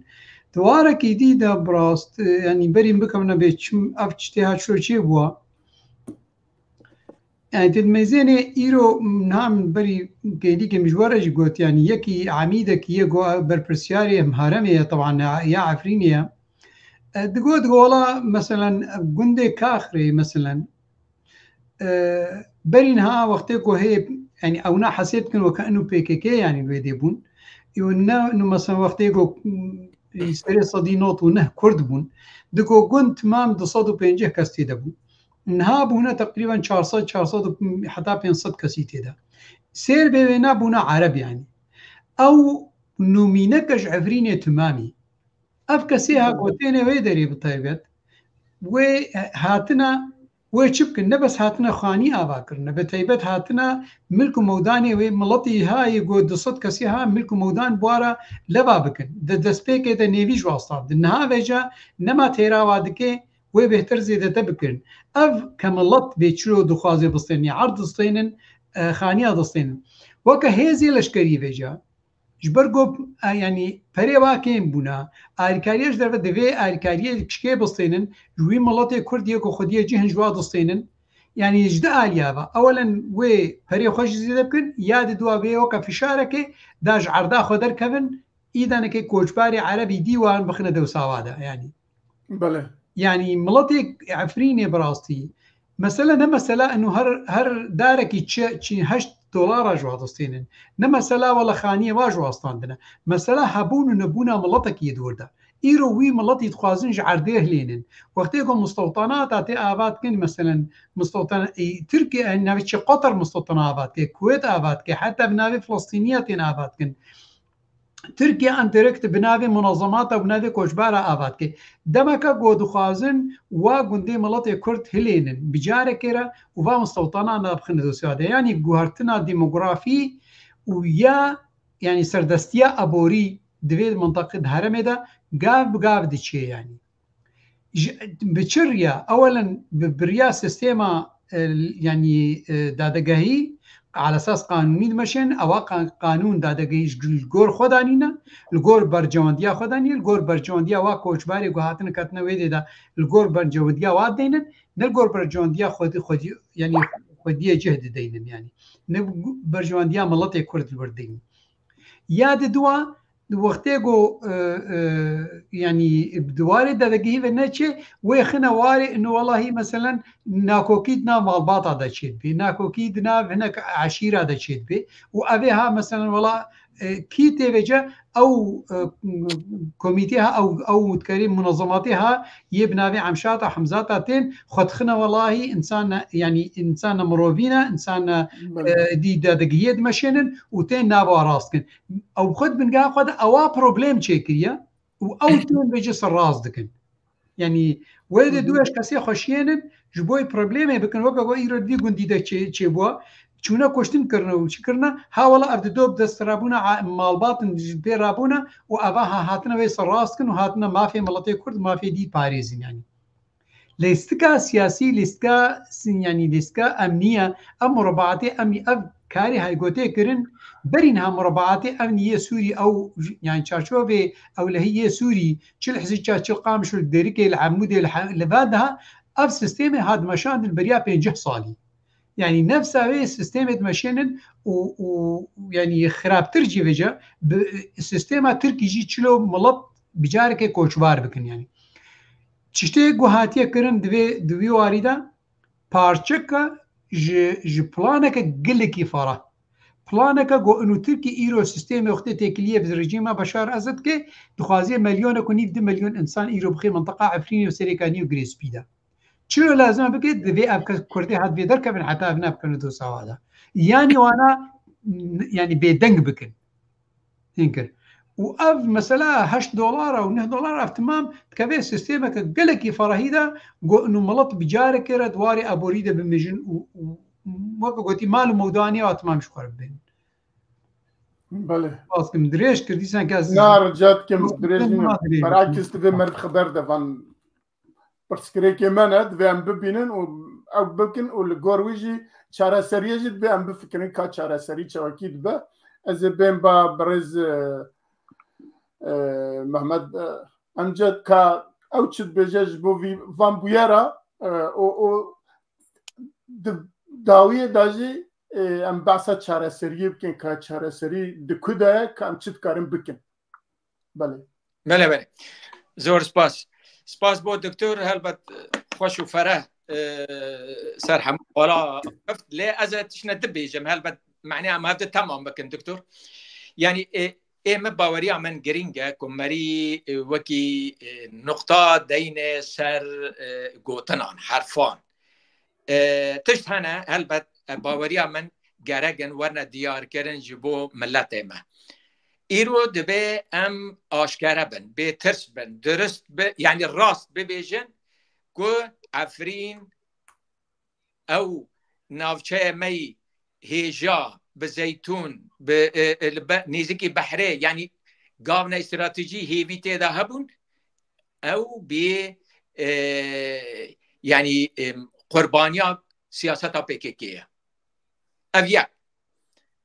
از البته اون زانن نغازم دریج بکن و مسئله دا او آلی کی دن تا وقتی پیشتی اواش را چی بو ترکیه خسته دستی خواه نه معنا خواه دبی ام چه هیوی دکنه ایرو جوا چتن که هاتنه لشکرن چتانه ناوه خواه چتانه هاتنه خلقه بشلینن زیتونه یعنی وکی ما دکتور گو هر داره که زیتونه تا $8 بسردی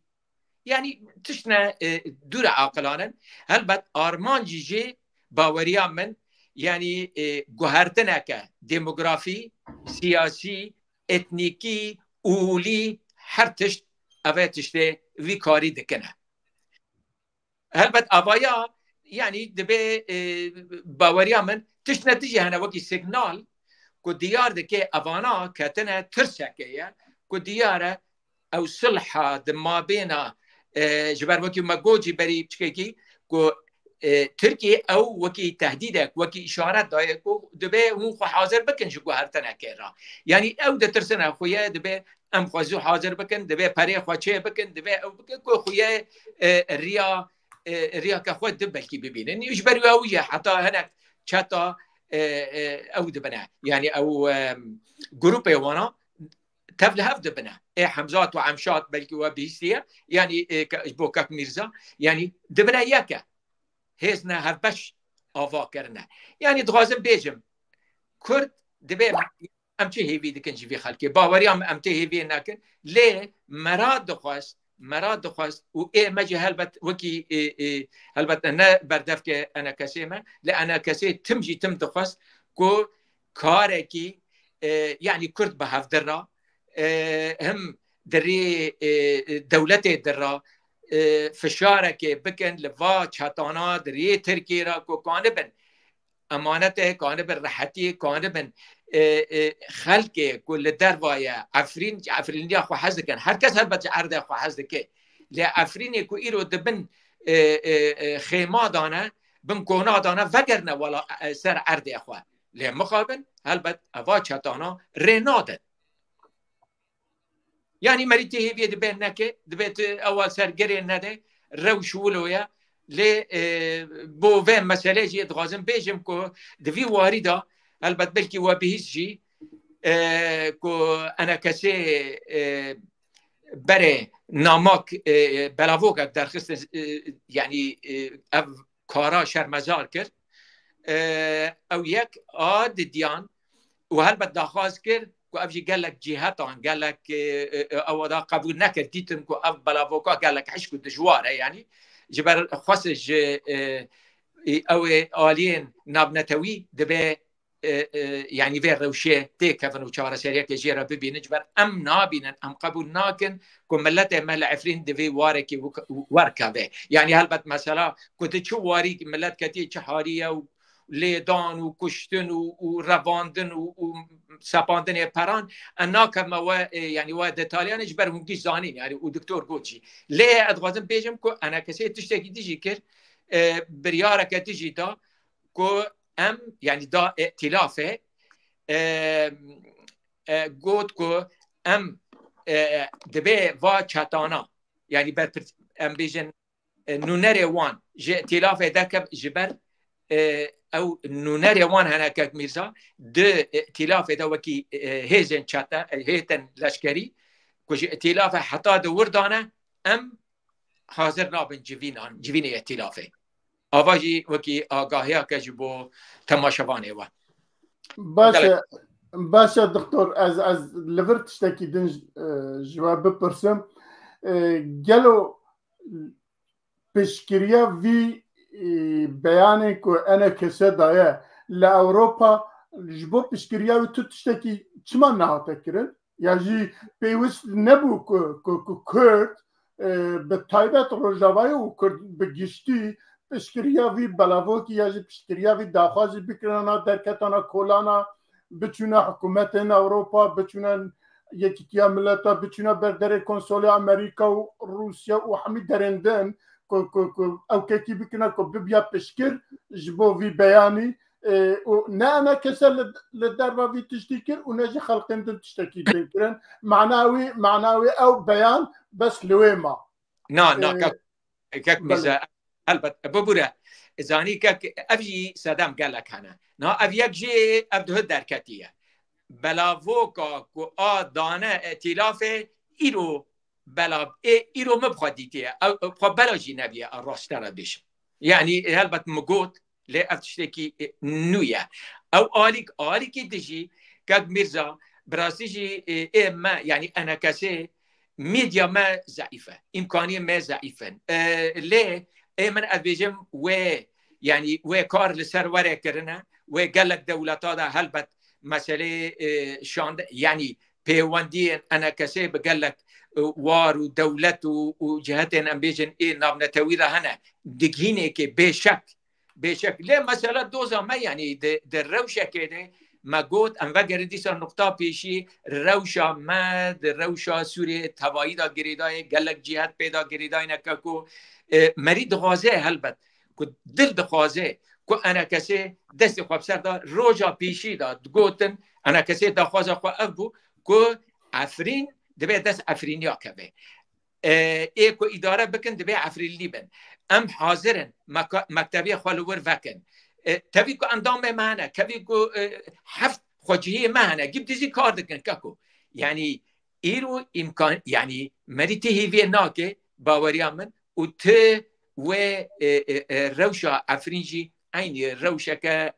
هر دريه لسوريا بالروشا السوريه بتوايدا جريداي وبرجوانديان با دولتا دا جريداي بله گلکی سپاس استمه با ما مستعل باقی بلکه از اویم باشتر هنکی زیادتر بسر و بچن ما مستعل باقی اما 8 ساله عفرین دوی روشی دایا 8 ساله البت ام نابجن کرد تشتکی نکرن لأوروپا یا جل ناف ولات یا جل دروای ولات البت تشتاكرن لأف تشتانا ام دبينن كو تير نكر كو او روشا عفريني قنبه قاسي سر درجي كي بقهرة وبيانا كو انا ام باستكن بيانا كو ام باستكن روشا داوي يا عفريني كو وك دكتور محمود جي او كير اني زمان وبرز جمع جياني زمان روشا عفريني لبر شعبايا كو هر كس تبينه دوس جي تبينن دجمن جي تبينه خويا عفريني جي تبينن ل حتى انها تشتكي وكو انا كسي كو في بلافو كي بلاكر دبيا قالوا ندبيا كو عيني روج عيني ساعات لحمي اوروبا ملت رابيا سربيا كو بشكري بتاع كو اب بيان بكيشتا جي خو بله بگومان داخوازه داخوازه که براستی جی گرک بر بچه بیستندن یعنی مالا واجی آوه مالا نکسی آوه گو ایرو اف دوست کرن براستی وکو دکتور محمد جمعان گوت خوستنه گو او نو نرین عمشات ایرو رو اول هریبا لوی گنده کاخرینه گو افتشته کرید کرنن گو تی دوی نو نری واده هندره کوالیشونا سیاسی یا تفگرا سوری جه درکبه جبر الانسان كارن خراب دكن ديجي ملتي سبيل يعني هل وستك بقناعتها من قالكي باوليا من قالكي باشا جاكو خدي لي دركب لاوروبا جي وفينا ما ورقرين زمانيا انجليزي وبشي حمو ولا طارب بيكتشكي قالكي باش بيقومان دكتور يعني او كك ميرزا يعني اف جمتي خصن وكرا فندا كردستاني اللي جدربي ولات ایرو دولتا خودی بریاره گم بیجن انجی پای تخت سیاسا یکیتیا اروپا بلژیکایی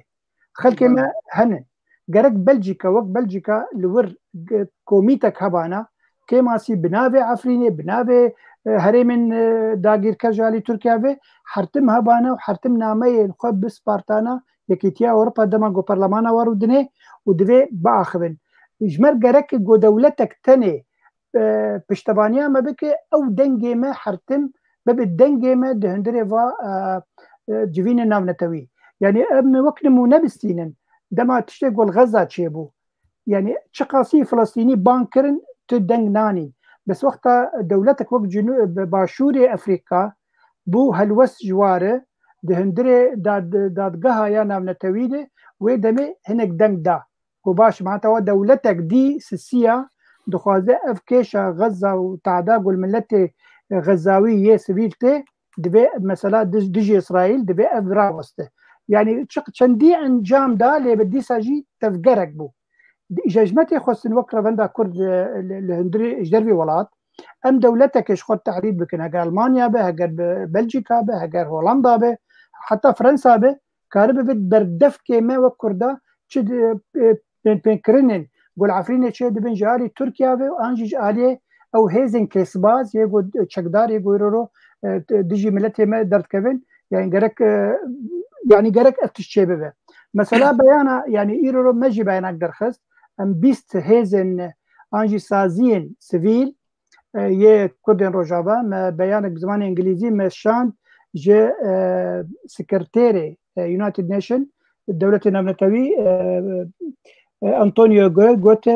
غوتيرش متى حميتش دان خويا كرن هجر تركيا وقت دولتك داغير او تشتن وقت اركن جيتين صار بيشتاوي جرك وا بيك بينا يعني جرك تعدل ملتي سبيل نبه هجر تشتكي بيها جرك تعدل ملتي نبه هجر اف هيزن چقدار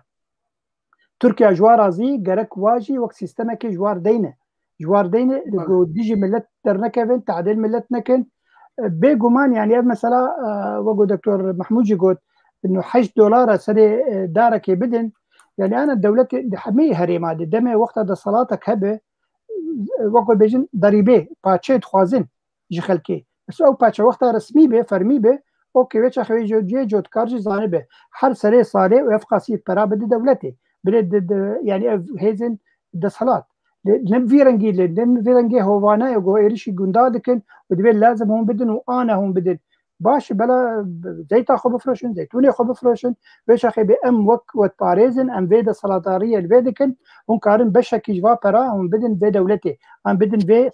د سلطاريه بس نب فيرنجي هوانا يقو إيرشي خلكتكن ولجنادكن وبرينداركن براسي وينا يقو بلا بون ميديا سوشيال ميديا ده او جن الكرد يقول لك اخر يقولوا هاتن من بريندار كنت تشتكي قالك شرمزاره بله اگر تشتكي دن ميوا بله كلام يا دكتور اره والله سپاس كاك عبد الباقي زور سپاس جبوا گوتن تا سرو مثلا لا دخواستم اتشكي كي اجي سرو مثلا ببيجم و ايرو او رولار بدا كردي لاوروبا براسي جي قالك جرينجا يعني وقت کو ته دخوازن مثلا جي بارتين كردي يعني كسي سر بخوا هلبت دوست منه برادر منه باور که ای پرجی اوروپا دوست و حواله هیزن کردی نتوینه و تایبه جی انا کسی لی روانده کردی نچالاکه یعنی هنک دوست حواله اندام نیزه که انا کسی وقتی درکون مشه که چالاکی ها که و ملت مگیرونه و لحیوی به فیسبوک آدال و درادا یعنی بیجه آبنه دست درکتن ماهیزا خو ارنا یعنی جه هر کسی تخواستن اف ارکا هر انسانه کیه اف ارکا هر کرده کی ولات پروره کدبه درکوه او آشکاره ببیجه دنگ خو بیله بکه یعنی افرینا مگیانه هلبت تشتی زراری گی کدبه گی ای منه خودی منه باب منه دی منه عرده می نه ای تنه ای انا کسی ای مگیشانه لی انا کسی او اندامانا خو بخش کرنه وی کاری برنگه که ریک خستنی دکن لیکه کو جب ما حماته خواستن دبه هر کس وی واردا چالاک به هر آلی کار به یعنی گلک هنه هیز هنه کومله هنه ملته که می پر هیا لأوروپا یعنی دبه آلی که یعنی دانشتاندن سیاست مدار را پارلمانتر را به همه ولایت اروپا نه یک و نه دو آلی میدیایی را دبه چالاک بن پیوندیا به میدیا را بکن که ویر روشه ورنه دیار کنین یعنی البته ام هفته تمام دکن دبه ام و جبیر نکن زور سپاس بو بله بس یک تشتکی گلو انا کسان نکار بکل بلچیکا جی یکتیا اوروپا بیرو کی وکه و وقت ما مستعل باقی جی گوت ده هر بویرکی دا دنگ خود بگیهینه مجلس اوروپا که اما پرسک یا بله انا کانه لیتشتک برای خورا بیجم ایرو روشک لروجاوای کردستان چی بیه که همو دنیا لوره امریکا لوره فرانسه لوره یکتیا اروپا لوره روسیا لوره یعنی وکی کسی سیاست مدار خواه برپرسیار خواه ای علاق دارم به سوریه همون لورن او یا آری که نه معنا خواه که وجره و کاری ما دبی ام نکن ابوی بترامه لازم اوی بکن و تقصیر جی ناکن یعنی دری هلبت و بینما خدا ترجمه را درو ارنا یعنی بلکی فیزیکی او بیرو ارنا بلکی براسی جی و امکانی چه نبن لی ریخستن خواه وی کاری دکن وی قبول بکه و بزمانانه و بگلک زمانه جی بلا دکن بلا فوکی خواه و وکی نمونه جی یکتی میره بخونه بگلک زمانانه هنه امکانه بخونه هر تشتی تیره که بلا جی دکن یعنی گوتن همش بو گلک زمانه جی هیا حمو داره بلا دبه بله گلک سپاس دبیجن حتی زاروگ نگیرید یاوی شیر نادیه دبید ام جی بگیرین که بکارن شیر خواهی بستینه چی بوی جی پیوسته راسته همه دولت لروجاوای کردستان نه لکردجی لحمه دولت هنه دکارن وی کار خواهی لوان دولت ها کار بینوان گلک سپاس میرزا جان زي بيجم اجبوك محمد جي وجبو حمي سياسة مداري مي اللي يقول كاردك دواري سياستي دي وبارتينن يعني دمكو عفرين هذا كيركرين ام وك شاندك الفير للنرويج ام چون وزارتها ياش دربه ما جبين اخوست رابو دو کسین گو پرسن روجرات ناوین بمرونشتن وكاونه چیز مربیجن ما گوت او رو شکل عفرین تایبت هیه هاتی داگر کرن جالی ترکیه به که هونه وقت دولت نروجون چکارن الیکاریا ما بکن قوم نکان تا الیکاریا بکن جانا بیش بر دیمن هنکی نخویای گلک وکی دیجی مثلا کناب نتویه بس اگر هون بخوازن ام الیکاریا ملتی هندری عفرینی بکن گرک هون ما حردمی جمر راپورتا که بینن كاتشي شيء بتشي نابه يعني قلتج بوكك محمد يعني براسي هوا يجوب مربون حوالي انا كسيبون واسوس دا اوكي امي كاربن بيكاري بكن يعني النظام چندي كرنن اگر بدولتها نرويج به وچندي نكرن يعني وقوكك ميرزاج قلتك محمد يعني اگر تن دوزا قد ياخذ بك روجانا جبوفا اوروبيا او اوروبي دبينن وتاخذ كشيء تاخذ قضيه وتي قد ياخذ صدك وتقد نادى قد ياخذ واذا ما ادري ما اشتر بك بس وقتها يعني وقتها كوميتك هبل بلجيكا وقوكك ميرزاجي قلت شن بارتيا يعني كوميتك هم اولو ديجيتال جيبه بس كاربن حر دمك سردانك البرلمان الاوروبي بكن بخاطر دمي وقتين حر ما هي جارك تشي رابورت لحمي هريما كردستان روجاوا تشي شيء كرم كن ابدو سيا هاي بزبان انجليزي افتشت ابن بكرن تنكرن جالي تركيا في جالي ريجيم في جالي ايران في جالي روسيا في جالي ريبريا خسر يعني جرك كواتي خنوي بانوراما تشتي غوتشي دبن الهندري روجاوا كردستان دا كونكي اوجي بربشا بسين نوفاي خديه في مساله هاني وكارن لشوبيدن وجرك امجي خدير وادر كبل يعني بفيرنجي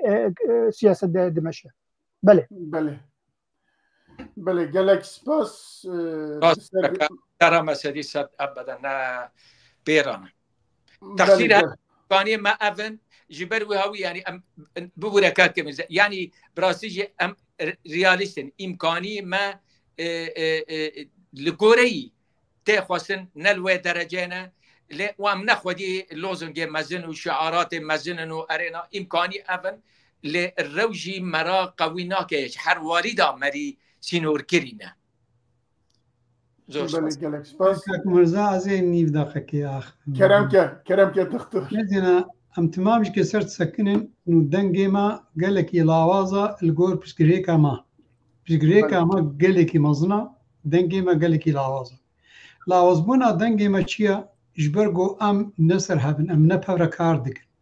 چه دوارکی تفگری دبی چه دوارکی جواکی دبی چه پنابری در ببین و چیزی حتی یعنی دیاسپورا بی کاری ما کسایتیه دوی کسایتیه ده واره ابوریجی باندورا خود سرما دکی جبر گوخته کاری کسایتی به هر کس که یعنی پیشتا خود دی و یعنی گرمبونا خود ابوری یعنی چه قاسی پورت ابوری وقتی گو ام بجواك كتفجري تمام ببر كار بكن دواري ابوري د جميع خرد ببن وهنجي وي دنجي ما مكاربن بجهنا جو فعلا جهه خديه برياري وكاك بابي ماني قلت وكاك دكتور جو دولتك جمر لازمه دو سه 4 گام دنجي خو بجهنا د جو كار بي في بروبسغري كها بلبطيني بله لفي تري ميزنا أفده 12 صالي أنجماني اجتماعي أولية يعني عفوا أنجماني اجتماعي كردية 12 صالة ائتلافي يعني قصدان دا بوزيسيوني ده 17 صالة ائتلافي ده حتى انها بريارك خورتي جرينج ندايا اجبرقو انه دخوة نابيني او هيزكا قد بيشاوي يا بوزيسيوني ده بسكني بس وقت قو بيش قرتياوي نا قالك خورت بانا وهذا كردي تمام بيرا بانا بريارا ويجوي خورت بانا ويرد كسي تاني ائتلافي ده بانا ويده كاس دي ائتلافي ده بانا وكا اما بيجين 15% كردية سوري ده غيرك 15% دي ائتلافي ده بانا بريارا خورت بانا ايرو براسي از قالك سپاسيوات كما بريارستان قول لازم عمشا دركبي بس قالك برينها برياري خورترج حالو درخست بانا ابا ها باندورا وينا دغري چه لاوازبونا دنا مبخده يعني لاوازبونا او دوربونا دنا دهيزا كردي ده باندورا خكيم دكيل سر دربا دهيري دنگي مجكي قالك صص بگي دربا سر برسك كاك صالح بقي برسك هاتبو كرن بعربي نقامتي ده برسا يدريج بو از بشي اول صالح حدو كاك صالح حدو دكتور صلاح حدو دكتور صلاح الدو بشي اول از ناخذ باصي سر بزكن ظهورتكم اوجد زاني واج زانم قامنا يعني نراستا بس بشي دوا مهيفيت كيرجول سر دكتور كمال لبواني وكسي غوبير بنسكني كمال لبواني انسانك نخوش نفسيا ده حبسا بعض ده هاتيه دمراندين يعني تدميزين ايرو اشتغالي كي بيجي الصبح اشتغالي كديد بيجي ندوي وارده قلت سر بسكني يعني ودكتور كمال لبواني وكسي غوبير اف سيستما قونو افا كرنا ندوي اصتي ده غوكاري برياره يبقى امليت حسين وامتين كنا تشتكي مازن يعني بهوركم ندوي اصتي ده يعني يا ما باشي اول برساينا از ناخذ سربسكم او جزاني قلنا ولا وانت ما جزان على كل بس متخصص فيه بيجم از هيفيتكم و كسي وكا لبواني كسي وكا نصر الحريري كاف كسيها تمام دنگي وادجي ملاتي كرت تشيت بدريا هيزك هيزك بخوا قرن وإيريشي بكن دبنجها خذ هي إيريشي بجريك ملاتي كرت مامي دكن حميجة إنسان كنجي أبدنجي دركت وقتكو بجريك ملاتي كرت درت كبينا دولتي وقتكو إيرو ملاتي كرت دنجي بينا كرت دبي وقتكو إيرو مل دولة يجي صار بجريك ملاتي كرت سكنه هنجي دجمنتي دجمنة ملاتي كرت جيزي ددبن فكسيوك دكتور لبواني ويديجي جارنا بجرتيا ملاتي كردكن وجارنا ديجي ويت سكن وهرجارج كي ريجنا بوكا مسألة تركيا ندجي ملاتي كردم ندجي بجريكا ملاتي كردم لأدجي تيروري ما كي تيرورا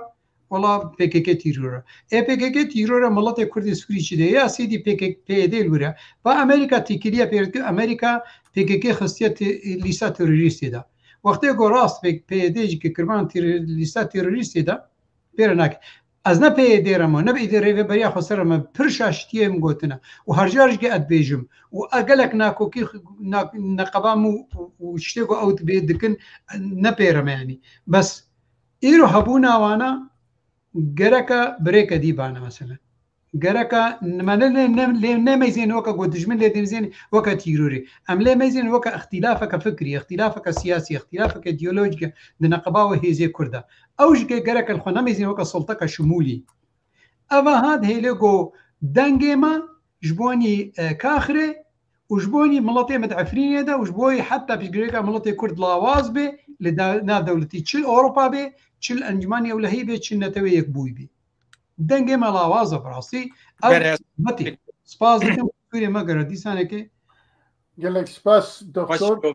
اشتکی سپاس که میزان نها هلبت تشت هنا كسين امبيجن للدار دوره قالك مخابن يعني تشتي نراس دار كافن يعني لجينا يعني أنا ناضي نراس ددنا سر أنا كسي مثلا هبونا أنا كسي ائتلاف هذا مثلا نيراندينا أو بوچونا أنا كسي برانبري ريفبري خوسر أتغازم بيجم بكرتي يعني جبر وقت أوجي تمكن دكم يعني يجي حتى روجه إيرو تبي ريفبري شب سري أنا كسي آنية چه خورتن او جیرد بیجن شورشگرن جوان شورشگر گروی خود دگرن او بکنجی رش کو چه قاسم ددم کدا پنجا و دم مکتب شوتان دنه دفاع امکانی هندک و کم دا پنجا و دم مکتب ددم که کردا و بار خو پینده چه قاس معنا خو چه شر کی مزنه خلک ما کشتن کتن زندانان اندام داعش بردان و خبر وجهه نا بریاد دانه 1500 داعشی که بردن لی چالکوان انا کسی هند زندان آدانه او آری لی داخواز من اول غازم بیجم که حتی ریجو ایرو انا کسی نگوتیه ریوبری ارهابیه جبر بنجودین کردیه جبر او داخواز ما که ام دغازن کاره که هفش بکن دیالوگه که به هفته را بکن ام دغازن براستیجی وگر نسریا کردی کردایتی نتوایتی افدا خازه ارمانجی اول لی تشتی کبسری انا کسی داتینن براستیجی گلک دجوارن گلک مزنن گلک کورن تشتی انا يعني مري اما اوكي بر هفده حتى عفرين ام بحث دكنا واتشاتانا وزلمه وين حقي خلق جي شهباء ودگره عفرينه لي جي كوباني جي قامشلو جي حسكه یک و ناگرگیش در رفنه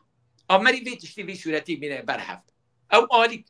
عالی کیتن متخوش سر ائتلافه از درج ناکم ببورن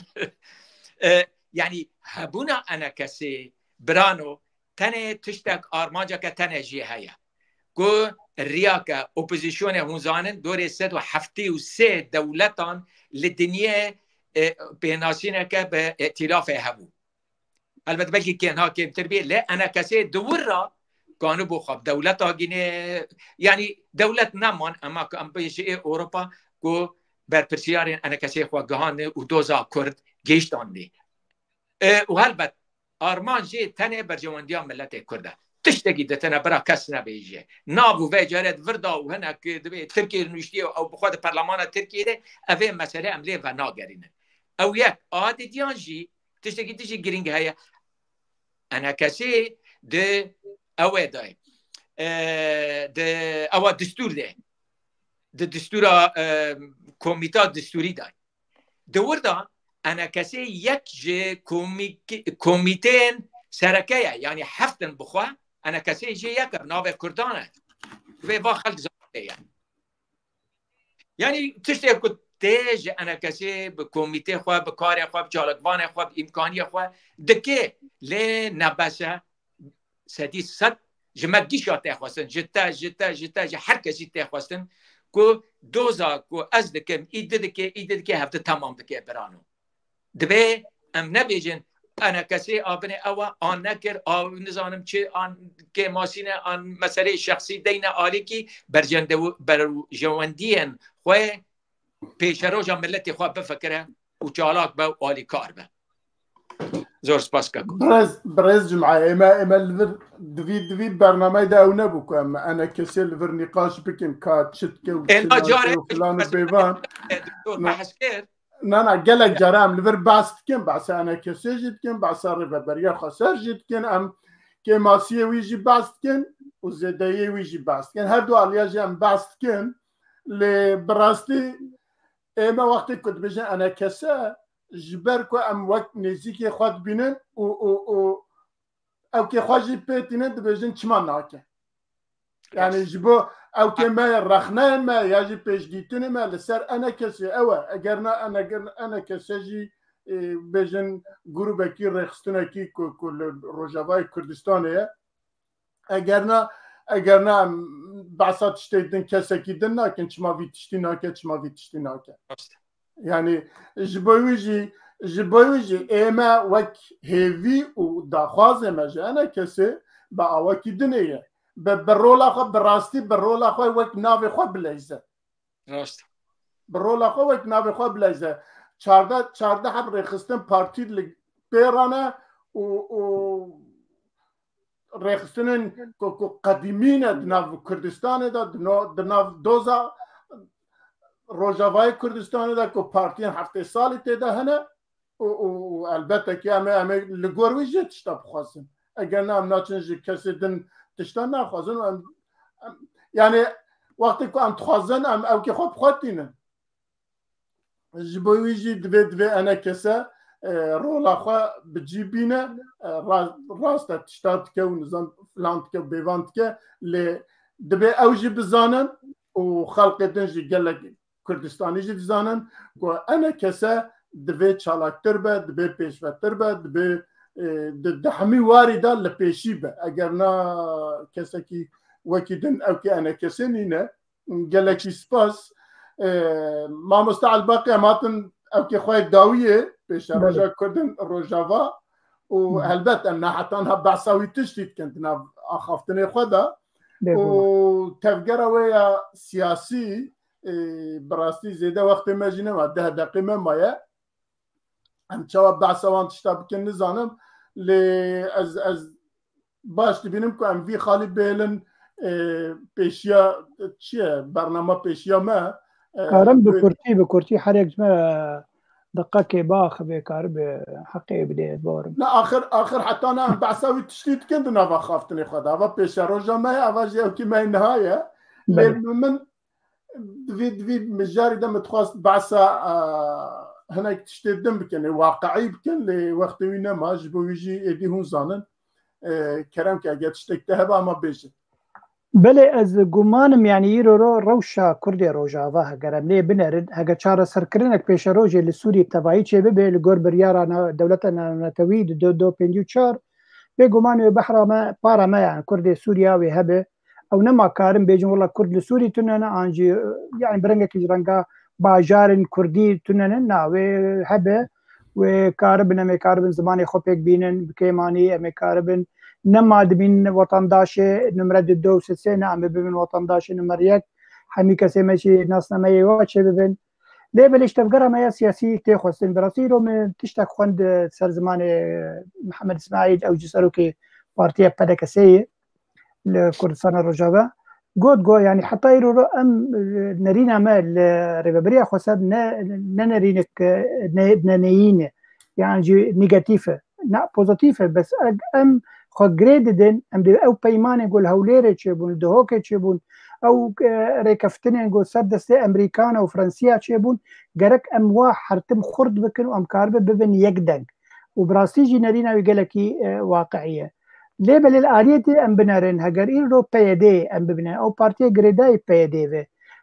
حقا ايرو خو وك بارتي بتني حصدكن ونما سلاك نتوي هزر دكن وكديجي اجندي بكاكي بيكتينن ويدا ما قلكي دوري هبن يبقوا معنا من يعني بيدي جرك دارين كوي نجتماني هبه يعني بو روجافاي كردستاني هبه نما سلاك بارتي تيو بكاكي وبيجن هوغرين بكاكي نا جرك مثلا بدا آلي هكا ندا آلي بيش اخي اجندي بكاكي بمشي حطا بيداوي تشتي خو بيف جريددن دبيمية مش شرفان دانين ما شهيد دانين كاكو او شهيد يقو كتن دوا شريقو تشيبو لسوري حمي او زاروكن وي هريمينن دما جو برخدانا وي هريمي كرن برخدانا روجاواي كردستاني كرن نبر خدانا جبو بارتيا بكاكي كرنن انج بارتيا بيدي كرنن نا يعني جرك وينكن ملكي اخوا وبي بقرن نونا افتني منن وكسكي وا بحراواتيتنا جبر بيها ويم دسلات دارن يعني اف رنج يجرنجا جرك ابدا نمينه هجر ما إيش ما خراب وهجر بردوام بك يعني بيشروج هزري خو بقهرن او انا كسي كاربن اداره كردي سر بخو بكن تشتكي قالكي باش بقزنج بكن بيجو من رولا هريمه كردستان جي هي يعني مسعود برزاني رولا كدبلوماسي باش دكي داكو كرد روجافاي كردستاني بباريزه نكفن قالك شاشتي مزن بقال قد زانه اجندا بكاكي حمكي الورد مشي لي بلدي ساجي شعبكي دي اللي واد نره انه ديسا كردي منن وقركت عداك مزن واني كرن يعني اف تشتي بالكيش دوي ما داوي كك ميرزا يعني جي غمجينيه ايرو راز ليفر نرويجن البين هيجي بنابرن ما انجي خلكي مي روجافاي كردستاني بنابر دبن وتين يعني ديمك روشا الورق قلكي خرابه يعني ايرو دس حلاداري كردي اگم بيج ناف دكوانا كردي اداره ذاتي ببريا خسر لبري كردي تجبر تدرفن حتى يقول درفن نبس قد جماعتا انا كسبن هوال هو غري انا كسبنا وبخوا يعني هوالي ابوچا بخونن گوتين گودرفن جوه روشا گوتي ددن يعني جرك او كيماني سر دزبن مع شيوه به جانوا خوشبه او بخوش درفن جهندري روجافاي كردستان وتين اوروبا بجي قال لك شرمزاريه قلت تشتكي وها شي دبن بله قال لك سباس دكتور محمود عباس بدو دقيقه اگر بكاربي او كي خو بيشكش بكي و كرمك سپاس کاک ابخد يعني جدا اصلا گرکا پیش روجا امی بیجن روجاوای کردستانی بیدانی یکمین تجاره ایدئولوژیاً وفكريا يعني هيزا كرد نابيك ابنا گرکم هو فيك قناعتك اب ميجور جم هو هاوي يعني بدا كسي يا انكسي وبيدي يعني انجماني يعني بالبرسياري بريا والتجارة نزيكي هب نبن أو يكيتيك ناباز شنابي بس وقتي قدواري سياسي دكار بكن دكارن تيكيليا بابر بكن في حرما هاتشلو بمشينه يعني سياسة جي بارتيتية دور بكده سياسة إدارك چه بي إدارك بحمي بارتيا في مشينش برقولنا دولتك سربخويا ئیدارەکە دەوێ بگێ ئەوارەکی بگێ ئەڵمانجەکەی ئەو کاری هانەیەکردن حتا پێشە ڕۆژە ڕێبەبەریە خۆسەرژگێ گەلێکی نەزەلالەیانی ئیرۆ ئەمریکایە مۆ نزانێت سیاست سۆ بەچێت تێکارتن یا ینی یا گۆژێتی خۆستن پێشە ڕۆژە ڕێبەبەریە خۆسەر پێشە ڕۆژە هەرەمێ چلۆ سەر بکەوێ گەلەکەش هەندر و دەست پێ بکەی هەندر و نەگۆیەکیتی کە دیسەرگەز دووبارە بکەن دووارەکی سیاسی دە لە هاتنەک پێکردن یا دەدووە ینی گەرەکە ئەم ژوارێ تەخوینێ ژێر دەرباس ببن ینی نەمام هەفتوو ینی تەخوین بکەن یەکی گۆکارێکی سیاسی دکێ ئەو ڕیاوی گولە ناتێ ناسکردن ئەو ڕیا خۆدبینێ گۆ ئەوێک بگێ ئارمانجێکت وێریێبە گفتوگۆت نامەر مهۆف دەچێ ببێ گفتوگۆت نامهۆف دەچێ ببێ مهۆف کاری ئیدانەکەی وەگە گوتی مهۆف هەردوو سەرڕاست بکرد ویاواریدا ینی ئەس پێشە ڕۆژە ڕێبەبەریە خۆسەر ئەو عفۆن نەسەر پێشە ڕۆژە هەرەما کوردستانی ڕۆژاوای کوردستانی ئەس دمەزیێنم وێ پشتێکی باشێ ببێ وێ سەر بکەوێ لێ پیشرت مەرجێ گۆ ئەم نێزیک بوون هەندرۆک هەرەمێ دەچێ بێ ژبەر گۆ هەبوونا هەرەما کوردی دەکەوێ حتا vê kêdikê dikevê bercewendî bercewendiyê Amerîkî de çi di sînorê dijî Rûsya bercewendiyê Rûsya deremê de ya çi parçek ji Rojavayê Kurdî yanî rojhilatî navîn timamî yanî ez xwe wê yanî wê bercewendiya Amerîkî dixwazim qizincîkê jê bikim bercewendiya Amerîkî îro hindirwê Sûrî de yani tê meşandin bi alîkariya miletê Kurd bi alîkariya hêza Kurdî bes wextê ku hêza Kurdî îro parçekî tenê bê bi rastî lawaz dibe gereke rêveberiya xweser ha ji vê çikê hebe û ser vê naxweşik bê sekinandin gelekî spas Doktor Mahmud Abbas û ez bên ba Birez Mehmet Cim'a ew jî bes deqekî memaye deqe û nîvê memaye erê ê mekên bike xem nakete tu mekanî ji ber wîya wî ez ê ma hewil me em ji ber em kesî de baş helbet kek Mîrza Gocî lê em zanin helbet ê me tiştê ku dibêjim ji bo temaşevanê we zanin ku hevalê me ne dostê me ne hûn jî welatparêzê wekî me ne yanî ebeden lê ez bi nuqta bêjim û şirover nakim yani baweriya min keko ji bo deqake me me yani baweriya min ev xûnê li Rojavayê Kurdistanê hatî rijandin ev wenda nabe yani Kurd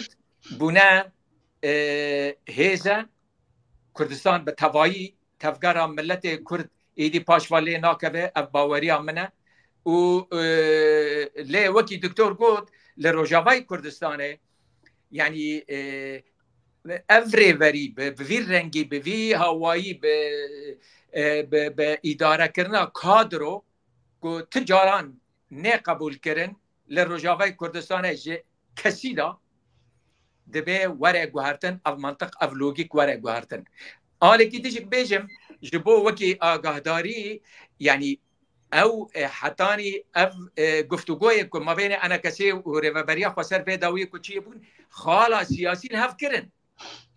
siyasî belavoka siyasî li hev kirin û ji ber çi ser bingeheke kurdayetî netewî li hev kirin tiştê de li hev nekirin vê carê gelek tiştê din hene lê vê carê ez herim bûye de niha ku wextê me hîşt yani ku em bixwazin bercewendiya milletê Kurd pêwînin dîsa em vegerin gotar û daxwazên kar û pîrê me ku yeketiya hêza milletê Kurd e doktor hazir be dibe em xûna şehîdê xweşbîr nekin sura me nenêre wextê me nema ma 20 saniyê me berê bînerên 20 sanî gereka tîcara herema Kurdistanê wê tiştek baş nebî hetam efrînê nekine ya sereka em gelek spasê mêvanê xwe dikin û spasê beşdarên ku hetan ha 2 saetek ku deriya me dikin her wiha spasê Newroz dikin ku 2 saet ew jî li pişt perdê derdê me dikişîne heta bernamekî din hûn tev bimînin di xêr û xweşiyê de û carekî din spas û bi xatirê we شب باش.